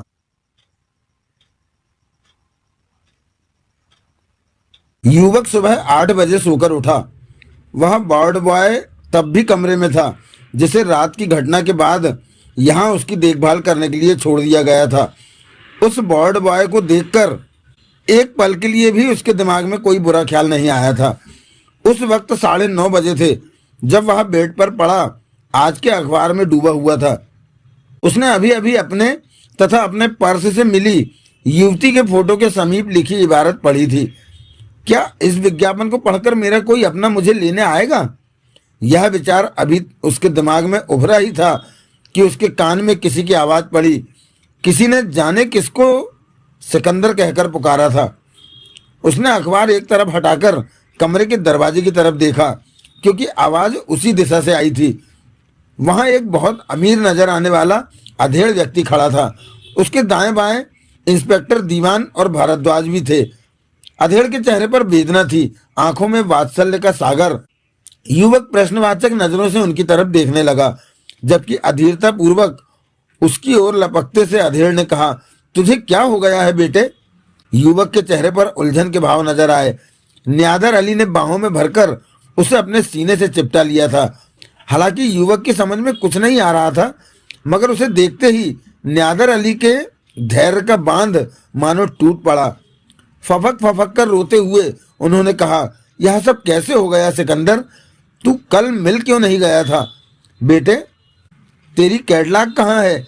किसी अमी चंद की फिएट भला तेरे पास कहाँ से आ गई, जिससे बाद में एक्सीडेंट? इस प्रकार भावुकता में डूबे मिस्टर न्यादर अली जाने क्या क्या कहते चले गए, जबकि प्लास्टिक के बने किसी बेजान खिलौने की तरह युवक खामोश रहा। उसके चेहरे और आंखों में एक ही भाव था, उलझन, सवालिया निशान। चश्मा उतारकर न्यादर अली ने आंसू पोंछे, चश्मा पुनः पहना और खुद को थोड़ा संभाल कर बोले, क्या तुमने हमें भी नहीं पहचाना बेटे? अपनी सूनी आंखों से उन्हें देखते हुए युवक ने इनकार में गर्दन हिलाई। क्या कह रहा है बेटे? न्यादर अली के लहजे में तड़प थी। क्या हो गया है तुझे? क्या तू हमें भी नहीं पहचानता?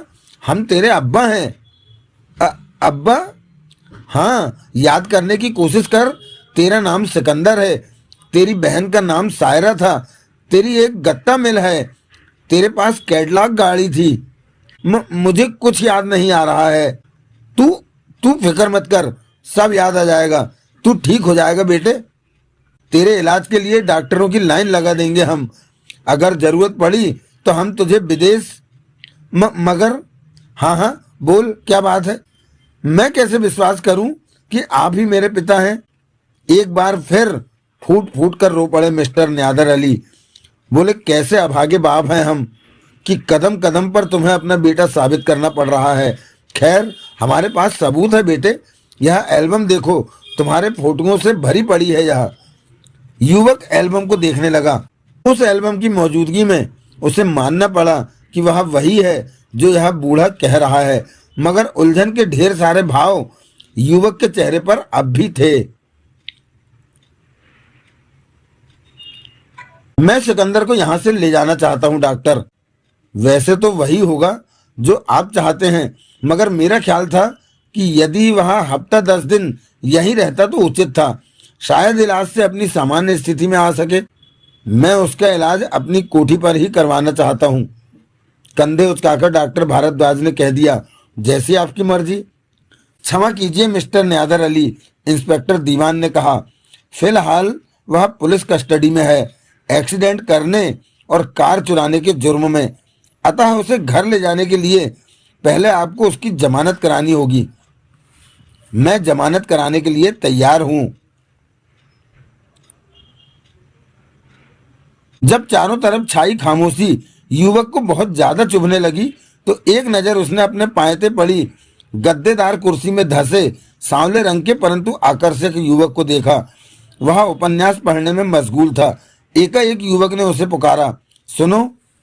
आवाज सुनते ही वह चौंक पड़ा। न केवल उपन्यास बंद कर दिया उसने, बल्कि एकदम से खड़ा होकर ससम्मान बोला, जी हुक्म कीजिए। क्या नाम है तुम्हारा? युवक ने पूछा। रुपेश सर। क्या तुम्हें हमेशा चुप रहना अच्छा लगता है? जी, मैं समझा नहीं सर। मुझे यहाँ आए 4 दिन गुजर गए हैं और तुम्हें मेरे पास 3 दिन, लगभग 24 घंटे यहाँ मेरे पास रहते हो गए, लेकिन तुमने कभी कोई बात नहीं की। यहाँ तक कि तुम्हारा नाम भी मैं पिछले ही क्षण जान सका हूँ। मुझे सेठ जी ने आपकी सेवा के लिए रखा है। कब? 3 दिन पहले ही अखबार में उन्होंने इस आशय का विज्ञापन दिया था कि एक मरीज की सेवा करने के लिए ऐसे पढ़े लिखे युवक की जरूरत है जो कम से कम 20 घंटे की ड्यूटी दे सके। क्या तुम मेरे बारे में कुछ जानते हो? सिर्फ इतना ही कि आपका नाम सिकंदर बाबू है, आप सेठ जी के लड़के हैं। एक एक्सीडेंट में आपकी याददाश्त गुम हो गई है और सेठ जी उसे वापस लाने के लिए धरती आकाश एक किए हुए हैं। यह सब तुमसे किसने कहा? सेठ जी और यहाँ पहले से काम करने वाले नौकरों के अलावा मैं यह भी देखता सुनता रहता हूँ कि आपको देखने बंबई तक से डॉक्टर आ चुके हैं। क्या मेरा कोई दोस्त नहीं है? क्या मतलब सर?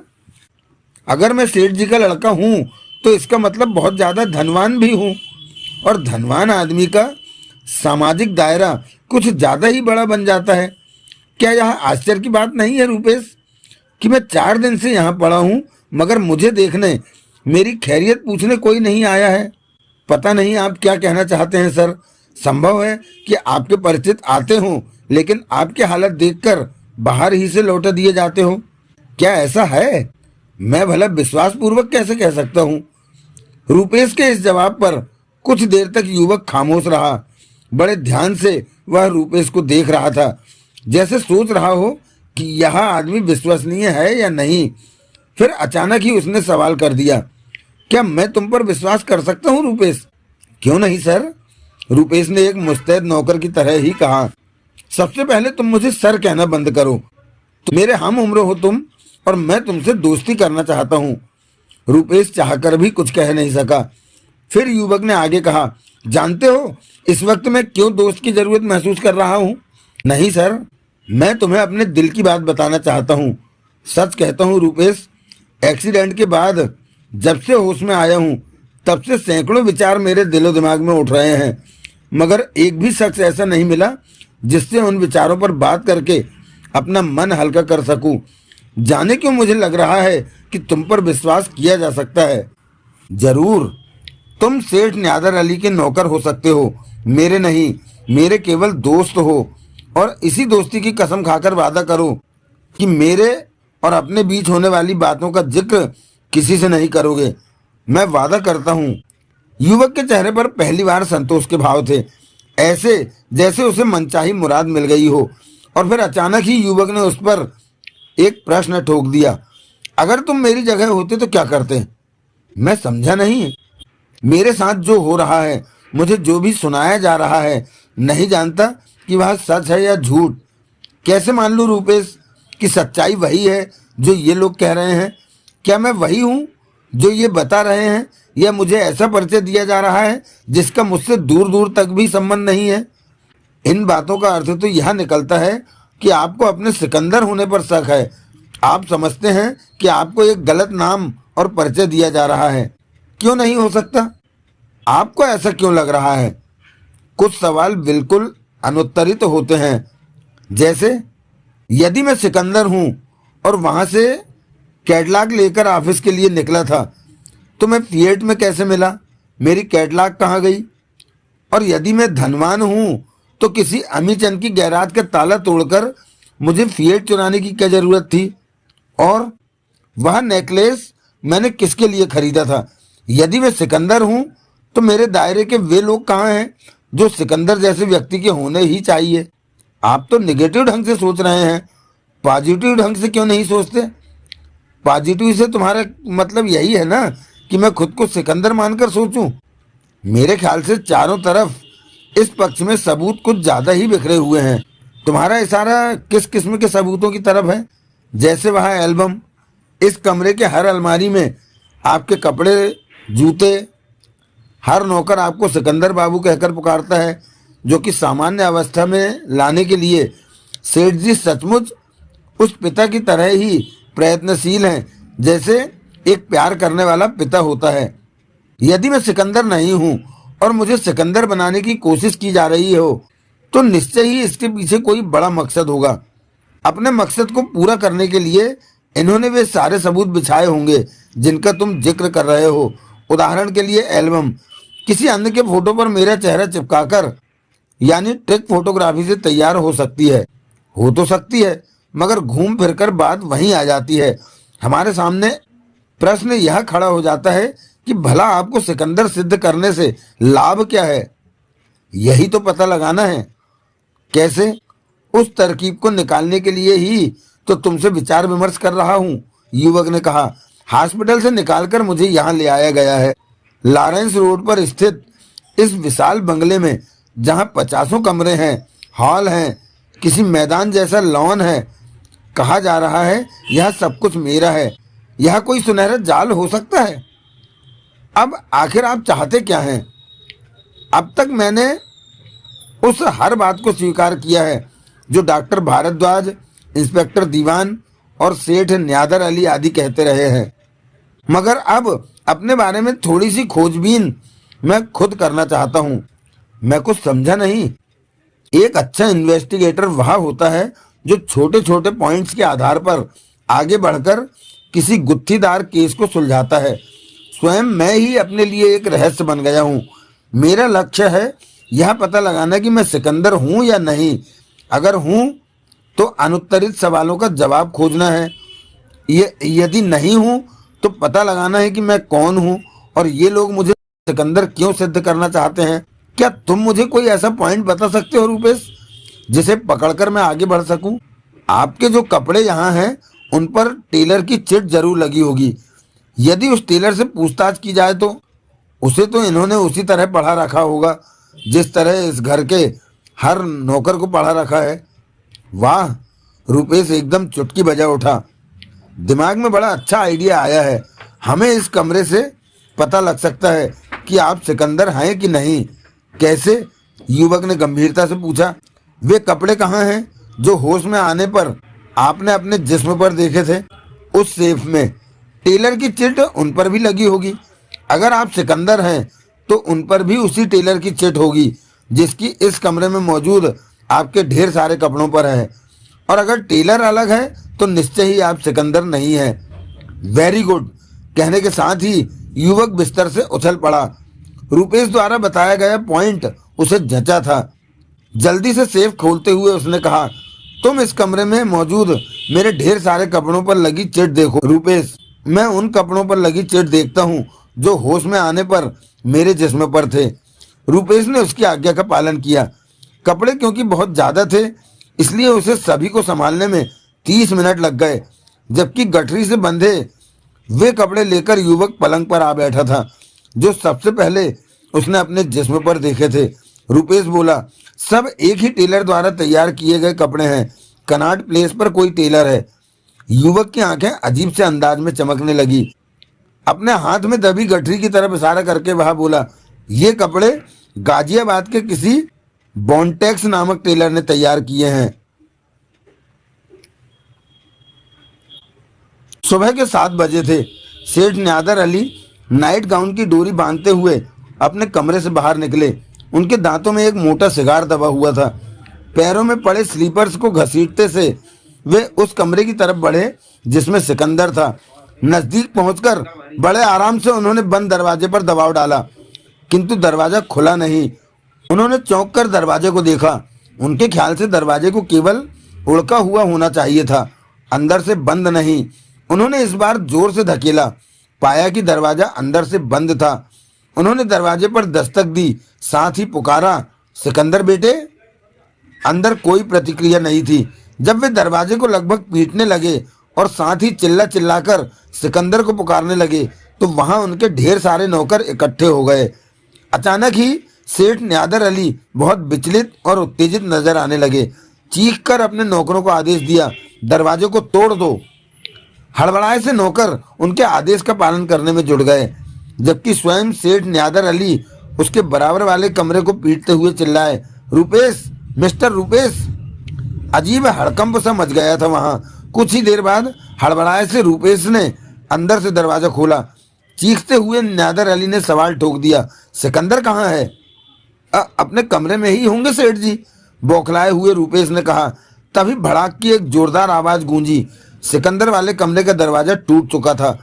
न्यादर अली और उनके पीछे भागता हुआ रूपेश भी कमरे में दाखिल हुआ। कमरा बिल्कुल खाली था। लॉन की तरफ खुलने वाली खिड़की खुली पड़ी थी। सेठ न्यादर अली उस तरफ लपके। यह कमरा दूसरी मंजिल पर था और खिड़की से लॉन तक कपड़ों से बनाई गई रस्सी लटक रही थी। दांत भींचकर न्यादर अली गुर्रा उठे। उफ, वह भाग गया है। दूसरे नौकरों की तरह रूपेश भी अबाक सा खड़ा था।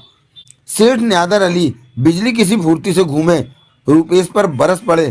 कहाँ गया वह? मुझे नहीं पता सेठ जी। तुम्हें क्या झक मारने के लिए रखा था हमने? मैं सुबह 4 बजे इस कमरे से गया था सेठ जी, तब वे सो रहे थे। मैंने सोचा कि थोड़ी देर अपनी कमर मैं भी सीधी कर लूं। उफ, तुम भी हमारे दूसरे नौकरों की तरह बेवकूफ ही निकले। मेरे बेटे की याददाश्त गुम है, पता नहीं उसके दिमाग में क्या है, जाने कहाँ कहाँ भटकता फिरेगा बाहर। पुलिस का नंबर डायल करो बेवकूफ, जल्दी। 2 मिनट बाद ही वे पुलिस को अपना बेटा गुम होने की रपट लिखवा रहे थे। काश वे रुपेश के होठों पर थिरक रही रहस्यमय मुस्कान को देख सकते। उस वक्त करीब 11 बज रहे थे जब युवक गाजियाबाद में घंटा घर के आसपास घूम रहा था। वह बहुत ध्यान से हर एक दुकान के मस्तक पर लगे बोर्ड को पढ़ रहा था। बॉन्टेक्स टेलर की दुकान खोजने में उसे कोई विशेष परेशानी नहीं हुई, मगर दुकान की तरफ बढ़ते समय अचानक ही उसका दिल धड़क उठा, शायद यह सोचकर कि अब अगले ही पल पता लग जाएगा कि मैं कौन हूँ। धड़कते दिल से वह तेजी के साथ दुकान की तरफ बढ़ गया। दुकान का मुख्य दरवाजा पारदर्शी शीशे का था और सजावट की दृष्टि से फर्नीचर भी अच्छा इस्तेमाल किया गया था। युवक ने हैंडल पकड़कर दरवाजा खोला। उसने अंदर कदम रखा ही था कि एक स्वर उसके कानों में पड़ा, अरे जानी साहब आप आइए, बहुत दिन बाद दर्शन दिए। युवक के मस्तिष्क को एक तीव्र झटका लगा। वहां तेजी से उसके दिमाग में यह विचार कौंधा कि क्या उस व्यक्ति ने जॉनी कहकर मुझे ही पुकारा है? क्या मेरा नाम जॉनी है? अपने सवाल का जवाब पाने के लिए उसने पुकारने वाले की तरफ देखा। निस्संदेह उपरोक्त वाक्य उसने उसी से कहा था। तेजी के साथ काउंटर के पीछे से निकलकर उसने एक स्टूल साफ करते हुए कहा, इस पर बैठिए जानी साहब। अब युवक को कोई शक नहीं रहा कि वह जानी कहकर उसे पुकार रहा है। अजीब असमंजस में पड़ा युवक धड़कते दिल से आगे बढ़ा। पूरी खामोशी के साथ वह स्टूल पर बैठ गया। टेलर ने कहा, क्या इस नाचीज की दुकान का रास्ता बिल्कुल ही भूल गए थे जानी साहब? आज आप पूरे 2 महीने में आए हैं। टेलर का बार बार जानी साहब कहना जाने क्यों दिमाग में किसी सूल के समान चुभने लगा, मगर उसने कोई विरोध प्रकट नहीं किया। दुकान के अंदर 5-6 कारीगर अपने काम में व्यस्त थे। युवक को लगा कि जो बातें उसे करनी है वे इन कारीगरों के सामने करना बहुत विचित्र लगेगा। अभी वह इस समस्या से छुटकारा पाने की कोई तरकीब सोच ही रहा था कि टेलर ने उनमें से एक को दौड़कर कैंपल आने के लिए कहा। युवक के बार बार इनकार करने पर भी वह नहीं माना और अंत में लड़का कैंपल लेने चला गया। तब युवक ने टेलर से कहा, मैं तुमसे बिल्कुल अकेले में कुछ बातें करना चाहता हूँ, आइए अंदर वाले केबिन में चलते हैं। टेलर ने कहा और फिर कुछ ही देर बाद वे उस छोटे से केबिन में आमने सामने स्टूलों पर बैठे थे जो कि लेडीज के लिए बनाया गया था। लड़का कैंपा देकर जा चुका था। और सुनाइए जानी साहब, टेलर ने पूरी आत्मीयता के साथ पूछा। भाभी जी ठीक हैं? युवक के दिमाग को बड़ा ही जबरदस्त झटका लगा। उसके दिमाग में बड़ी तेजी से विचार कौंधा, क्या मैं शादीशुदा हूं? इतने पर भी उसने बहुत धैर्य से काम लिया। फिर उसने पहला सवाल किया, क्या तुम ही इस दुकान के मालिक हो? चौंक पड़ा टेलर। बोला, कैसी बात कर रहे हैं साहब, आप ही की दुकान है। क्या नाम है तुम्हारा? इस बार उछल ही पड़ा वह, पूरी तरह से चौंक कर युवक की तरफ देखने लगा। बोला, कैसी बात कर रहे हैं साहब, कहीं आप मुझसे मजाक तो नहीं कर रहे? नहीं, युवक ने पूरी गंभीरता के साथ कहा, मैं सचमुच तुम्हारा नाम भूल गया हूँ और अब उसे जानना चाहता हूँ। प्लीज अपना नाम बताओ। राजा राम है साहब, आश्चर्य के सागर में डूबे टेलर ने कहा। क्या तुम मुझे जानते हो? मैं भला आपको क्यों नहीं जानूंगा? कौन हूं मैं? आज आप कैसी बातें कर रहे हैं साहब? एकाएक ही राजा राम उसे इस तरह देखने लगा था जैसे उसके सिर पर सींग निकल आए हों। आपके सारे ही सवाल बड़े अजीब हैं। भले ये भी कोई बात हुई कि आप कौन हैं? जॉनी साहब हैं आप? युवक को लगा कि यदि राजा राम वाकई उसका कोई परिचित है तो निश्चय ही अब तक किए गए उसके हर प्रश्न में युवक को लगा कि यदि राजा राम वाकई उसका कोई परिचित है तो निश्चय ही अब तक किए गए उसके हर प्रश्न से न केवल उसे हैरत हुई होगी बल्कि मानसिक कष्ट भी हुआ होगा और आगे भी वह जो कुछ पूछेगा वह सब भी ऐसा ही कुछ होगा। हैरत के कारण राजा राम का बुरा हाल हो जाएगा। अतः वह बोला, देखो राजा राम, आपको क्या हो गया है जानी साहब? उसकी बात बीच में ही काटकर परेशान राजा राम कह उठा, आप मुझे हमेशा राजा कहते हैं, आखिर बात क्या है? बात यह है राजा कि मैं अपनी याददाश्त गंवा बैठा हूँ। क्या? राजा राम के कंठ से चीख निकल गई। हैरतवश मुंह खुला रह गया था उसका। आंखें तो फट पड़ी थी, जैसे जैसे सामने उसके किसी प्रिय की लाश पड़ी हो। मैं कौन हूँ, क्या हूँ, मुझे कुछ याद नहीं है। तुम्हारी या किसी अन्य की बात ही छोड़ो, मुझे अपना नाम तक मालूम नहीं है। पहली बार तुम ही ने मुझे जॉनी कहकर पुकारा है, इसीलिए सोचता हूँ कि शायद मेरा नाम जॉनी ही है। हैरत के कारण ही राजा राम का बुरा हाल था। उसे लग रहा था कि जो कुछ वह देख सुन रहा है वह सब ख्वाब की बात है, हकीकत नहीं हो सकती। बड़ी मुश्किल से खुद को नियंत्रित करके उसने पूछा, आपको कुछ भी याद नहीं है? नहीं राजा, मेरा एक्सीडेंट हुआ था जिसके परिणाम स्वरूप मैं अपनी याददाश्त गंवा बैठा। अपने बारे में मालूम करने अस्पताल से सीधा यहाँ आया हूँ। जब आपको कुछ भी याद नहीं है तो मेरी दुकान, अपने कपड़ों पर लगी तुम्हारी दुकान की चिट पढ़कर यहाँ आया हूँ, यह सोचकर कि शायद तुम मुझे जानते हो। मैं आपको अच्छी तरह जानता हूँ साहब, आप जॉनी साहब हैं। मगर आपका एक्सीडेंट कब और कैसे हो गया? मुझे तो आपकी बातें बड़ी अजीब लग रही हैं। उन्हें छोड़ो राजा, यह बताओ कि मेरे नाम से ज़्यादा तुम मेरे बारे में क्या जानते हो? मैं समझ नहीं पा रहा हूँ साहब कि क्या बताऊँ। क्या आपको भाभी जी के बारे में भी कुछ याद नहीं है? क्या मैं शादीशुदा हूँ? चकित दृष्टि से उसे देखते हुए टेलर ने कहा, जी हाँ, भाभी जी का नाम रूबी है। क्या मेरे बच्चे भी हैं? जी नहीं, आपकी शादी को 6 महीने ही तो हुए हैं। कहाँ रहता हूँ मैं? क्या तुम्हें मेरा घर भी मालूम है? क्यों नहीं साहब, भाभी जी का नाम लेने कई बार जा चुका हूँ। आप भगवतपुरे में रहते हैं, अच्छा खासा मकान है आपका। क्या तुम मुझे वहाँ ले चल सकते हो? क्यों नहीं जानी साहब, अब मैं आपको अकेला नहीं छोड़ूंगा। यह तो अच्छा हुआ कि मेरी चिट देखकर आप यहाँ चले आए, वरना इस अवस्था में तो जाने आप कहाँ कहाँ भटकते रहते। आपको तो सचमुच ही कुछ याद नहीं है। भगवतपुरा में स्थित वह मकान न बहुत ज्यादा बड़ा था न छोटा, जिसके बंद दरवाजे पर राजा राम ठिठका। चौखट के ऊपरी भाग पर दाईं तरफ साइड में कॉलबेल का बटन लगा था और राजा राम ने उसी बटन पर उंगली रख दी। तभी एक आवाज ने उसकी विचार श्रृंखला भंग की। बहुत निकट से उभरने वाली इस आवाज ने कहा, हेलो जानी, बहुत दिन बाद नजर आए, कहाँ थे? बौखलाकर युवक ने उसकी तरफ देखा। वह उसी की आयु का एक युवक था। हाथ मिलाने के लिए उसने अपना हाथ आगे बढ़ा रखा था।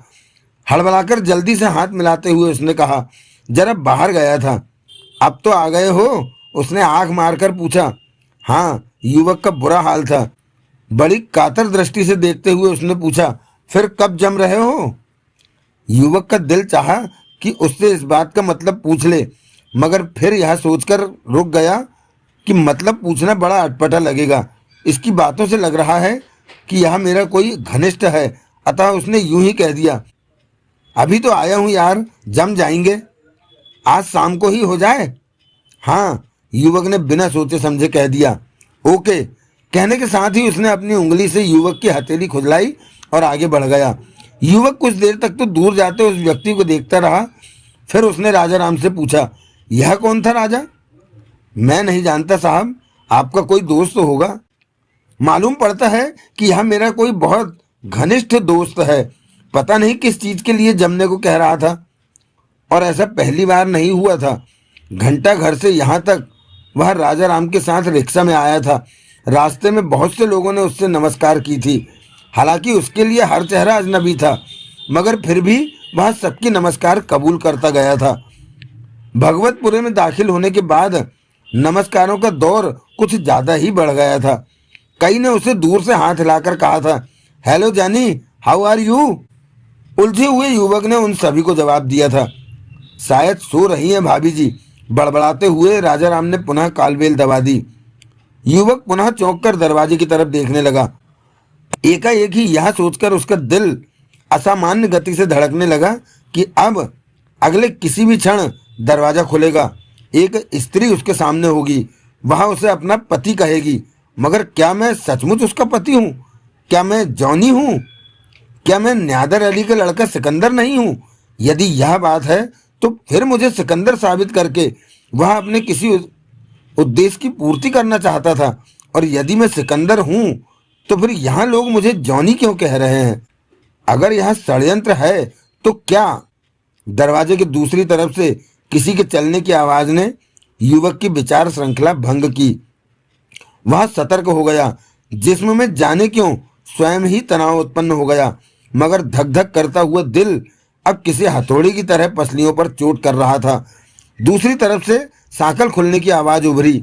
युवक के मस्तक पर पसीना उभर आया। दरवाजा खुला। धक की एक जोरदार आवाज के बाद मानो दिल ने धड़कना बंद कर दिया।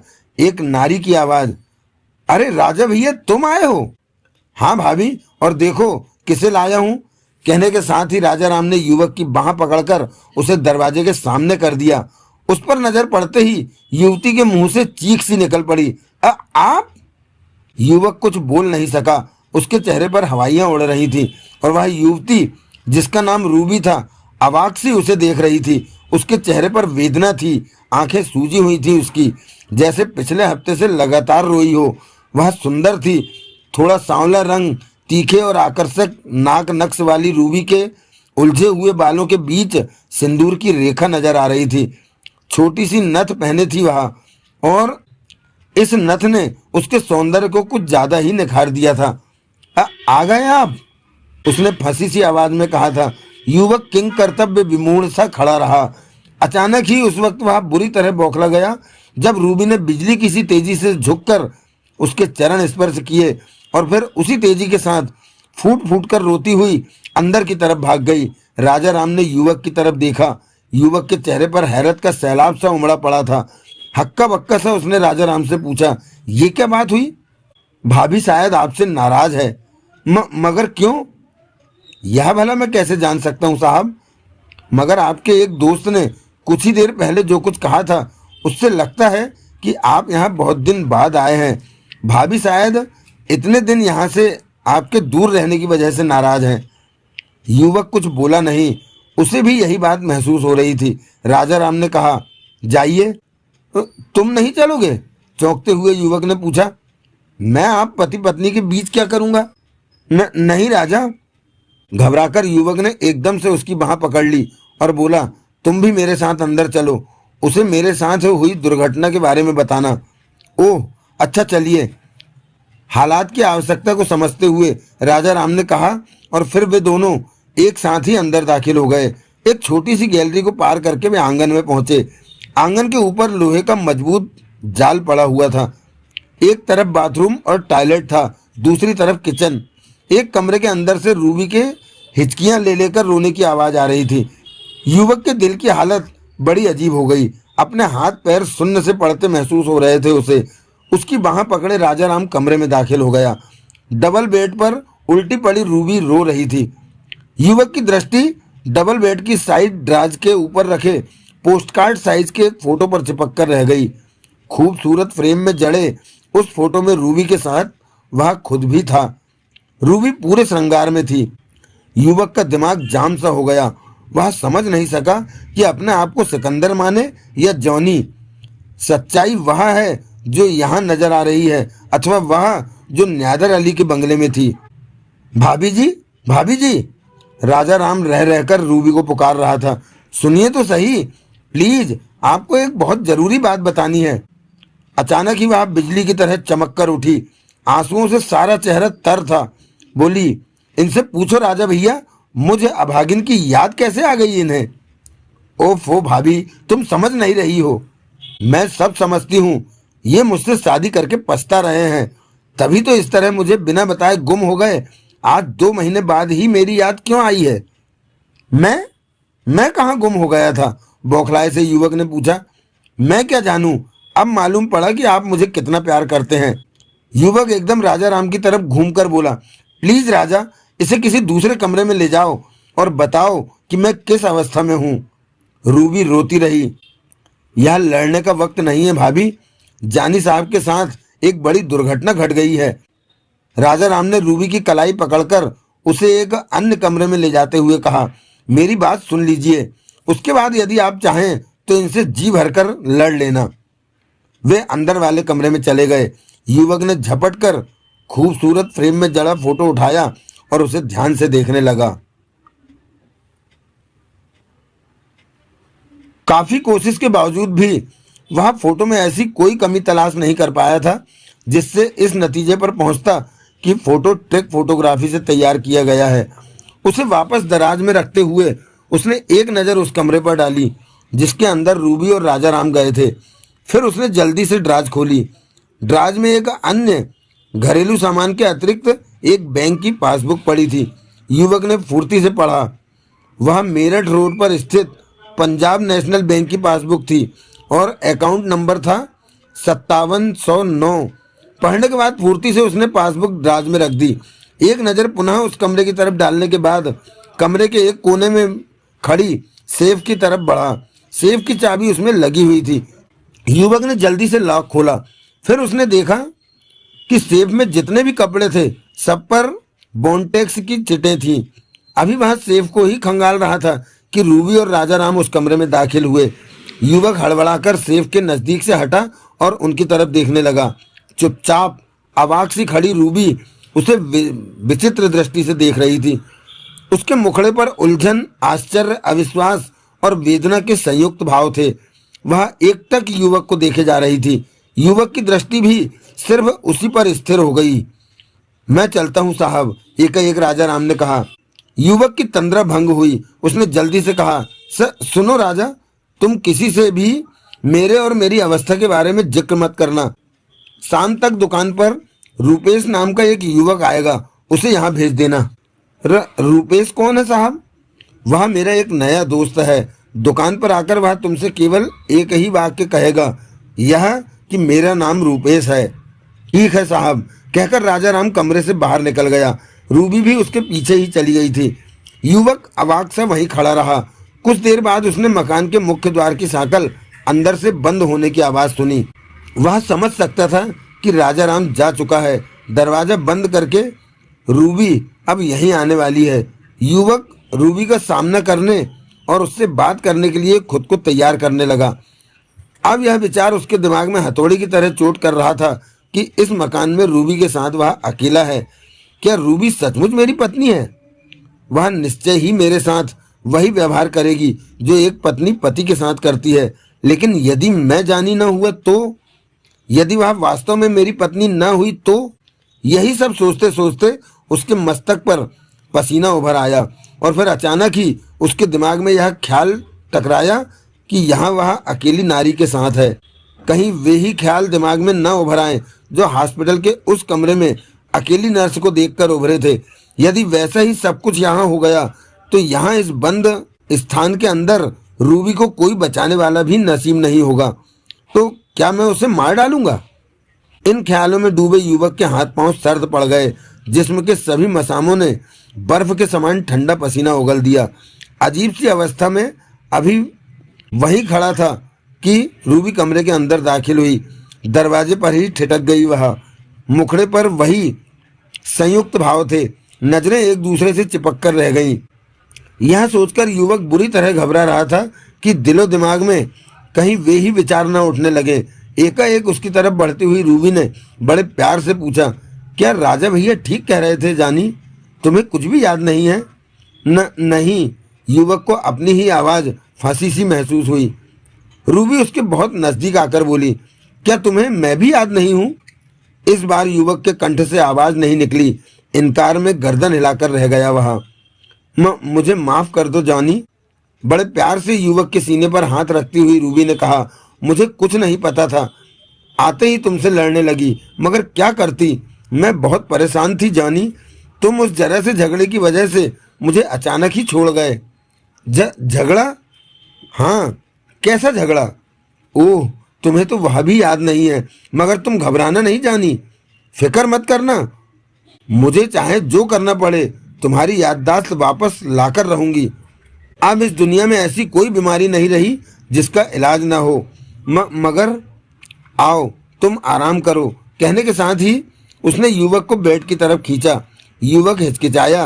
रूबी ने उसकी एक न सुनी और फिर जिद भी उसने कुछ इतने प्यार से अपनत्व के साथ की थी कि वह इनकार न कर सका।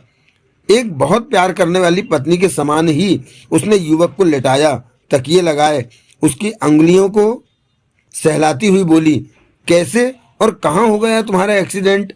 सच्चाई तो यह है कि मैं विश्वास पूर्वक कुछ भी नहीं कह सकता।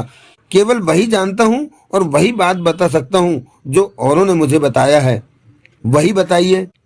डॉक्टर और एक पुलिस इंस्पेक्टर ने मेरे होश में आने पर बताया कि मैं फिएट चला रहा था और एक ट्रक से रोहतक रोड पर मेरी फिएट टकरा गई। फिएट आपके पास कहाँ से आ गई? पता लगा कि वह प्रीत बिहार में रहने वाले किसी अमीचंद जैन की थी।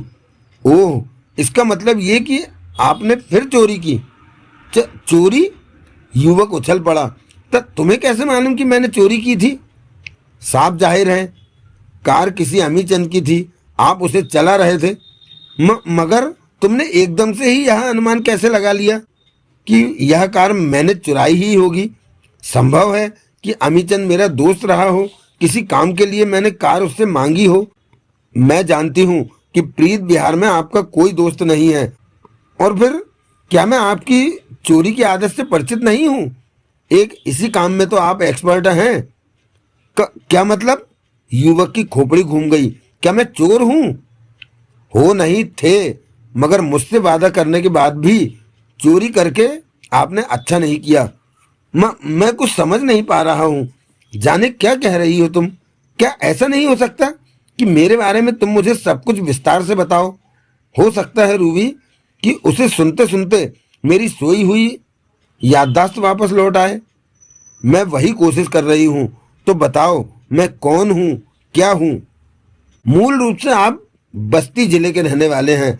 आपके पिता का नाम जॉनसन है और वहाँ आपके पिता की कपड़े की एक फैक्ट्री है। मगर आप बचपन से ही अपने घर से भाग आए थे। उस वक्त आपकी उम्र सिर्फ 10 साल थी। हैरत में डूबे युवक ने पूछा, मैं क्यों भाग आया था? आप बहुत खुददार किस्म के और विद्रोही प्रवृत्ति के थे। बचपन में आपका अपने ही छोटे भाई बहनों से झगड़ा हो गया था।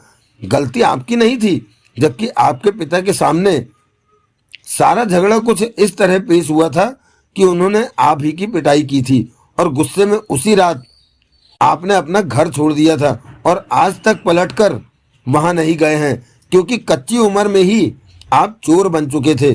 शुरू में तो विद्रोही होने के कारण आपने कुछ सोचा ही नहीं, और जब यह विचार आपके दिमाग में आया तो अपराध के दलदल में इस कदर फंस चुके थे कि आप अपने घर जाने से कतराने लगे थे। मगर मैं चोर कैसे बन गया? एक 10 साल का बच्चा घर से भागकर और कर भी क्या सकता है? भूख ने आपको चोर बना दिया था। आप एक ऐसे गिरोह के साथ लग गए थे जो बच्चों से चोरी चकारी और भीख मांगने का धंधा कराता था। जैसा वातावरण आपको मिला वही आप बन गए। तब फिर तुम मेरी जिंदगी में कहां से आ गई? मैं अपने परिवार के साथ इंडिया गेट पर घूमने गई थी। वहीं आप भी वोटिंग कर रहे थे। यह आज से 2 साल पहले की बात है। वहां मैं आपको देखती रह गई थी और आप मुझे कहना चाहिए कि वहां हम में प्यार हो गया था। शाम को जब पिकनिक के बाद मैं अपने परिवार के साथ वहां से विदा हुई थी तो आपने मेहरौली स्थित हमारे घर तक पीछा किया था। फिर आपने यह भी पता लगा लिया था कि मैं कौन से कॉलेज में पढ़ती हूँ। आप हर रोज मुझे मेरे कॉलेज के बाहर खड़े मिलने लगे थे। फिर एक दिन आपने मुझे पत्र दिया था। इस तरह हमारा प्यार परवान चढ़ने लगा था और हम अक्सर मिलने लगे थे।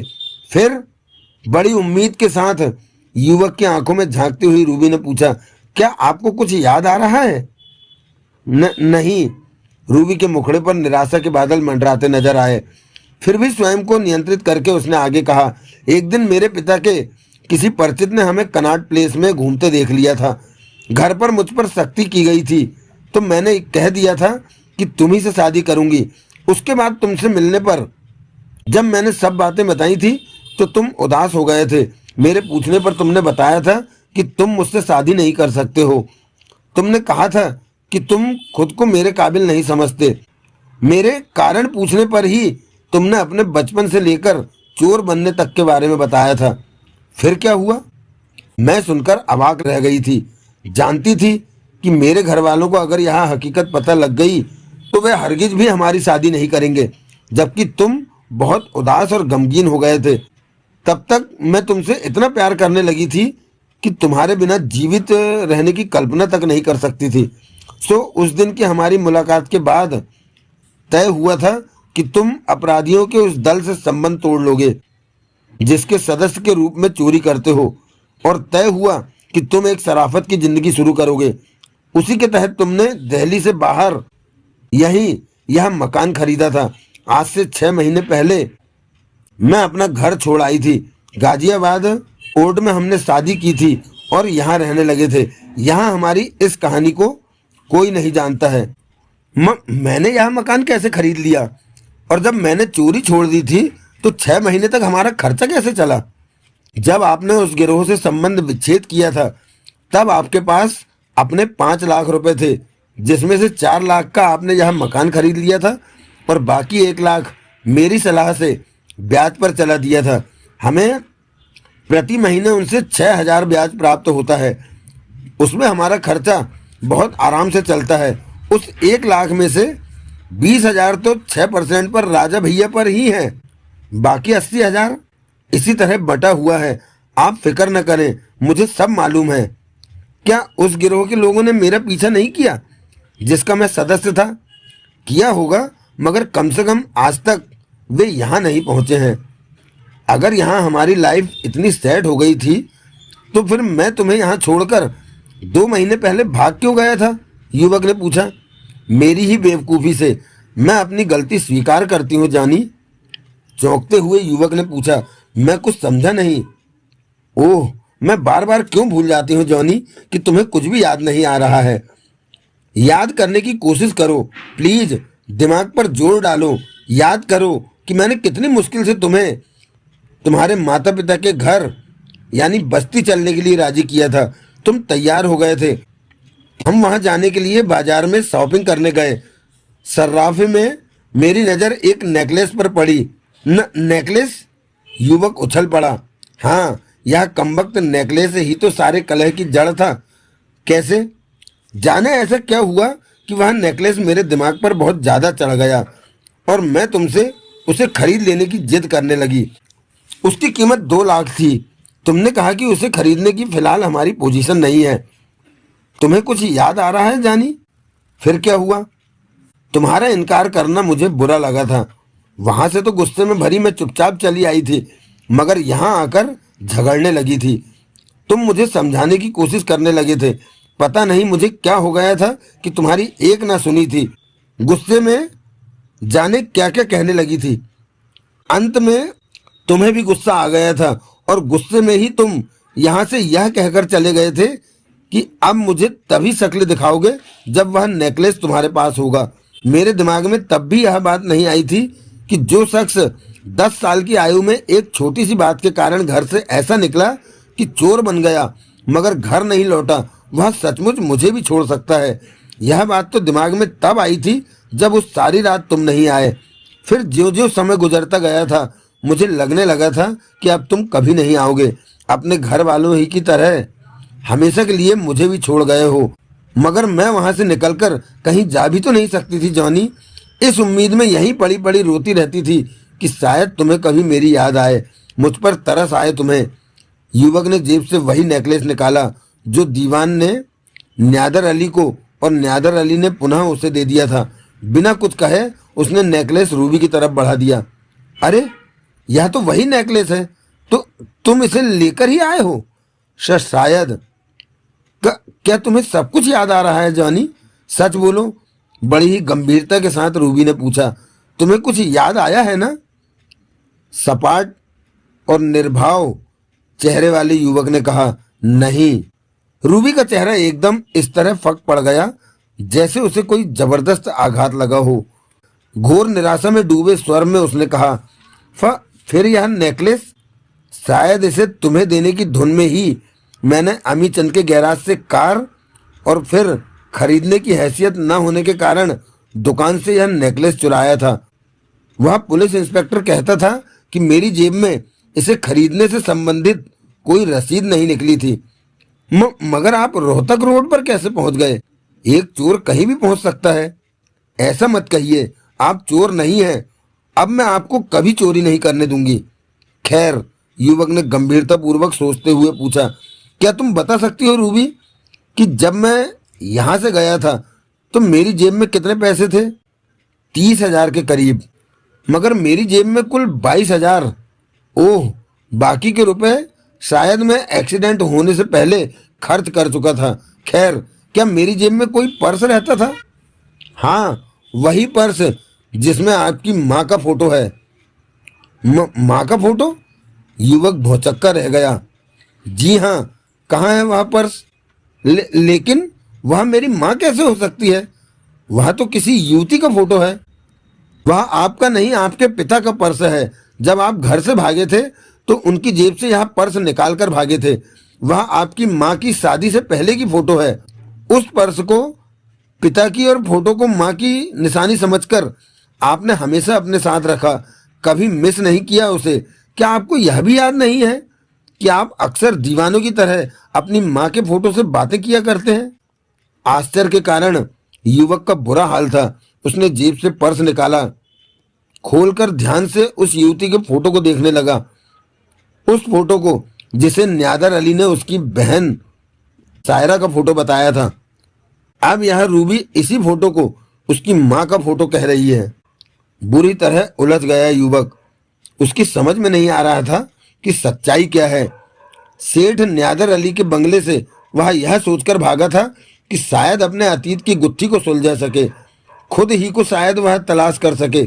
मगर यहाँ आकर तो गुत्थी कुछ और ज्यादा उलझ गई थी। युवक का दिमाग बुरी तरह झंझना रहा था। हाँ, यही पर्स है वह, और यही माँ जी है। रूबी की आवाज ने उसकी विचार श्रृंखला तोड़ दी। उसने चौंक कर रूबी की तरफ देखा। हैरत और उलझन की रस्सियों से बंधा कुछ देर तक वह शांत भाव से रूबी को देखता रहा। फिर बोला, यह फोटो और साथ में मेरा फोटो भी पुलिस ने अखबार में छपवाया था। उसे देखकर तुम मेडिकल इंस्टीट्यूट में क्यों नहीं आई? का कौन से अखबार में? मैंने तो नहीं देखा। नहीं देखा? कैसी बात कर रहे हैं आप? यदि देखा होता तो क्या मैं आती नहीं? युवक चुप रह गया। फिर वह अपने दिमाग को संभालने लगा।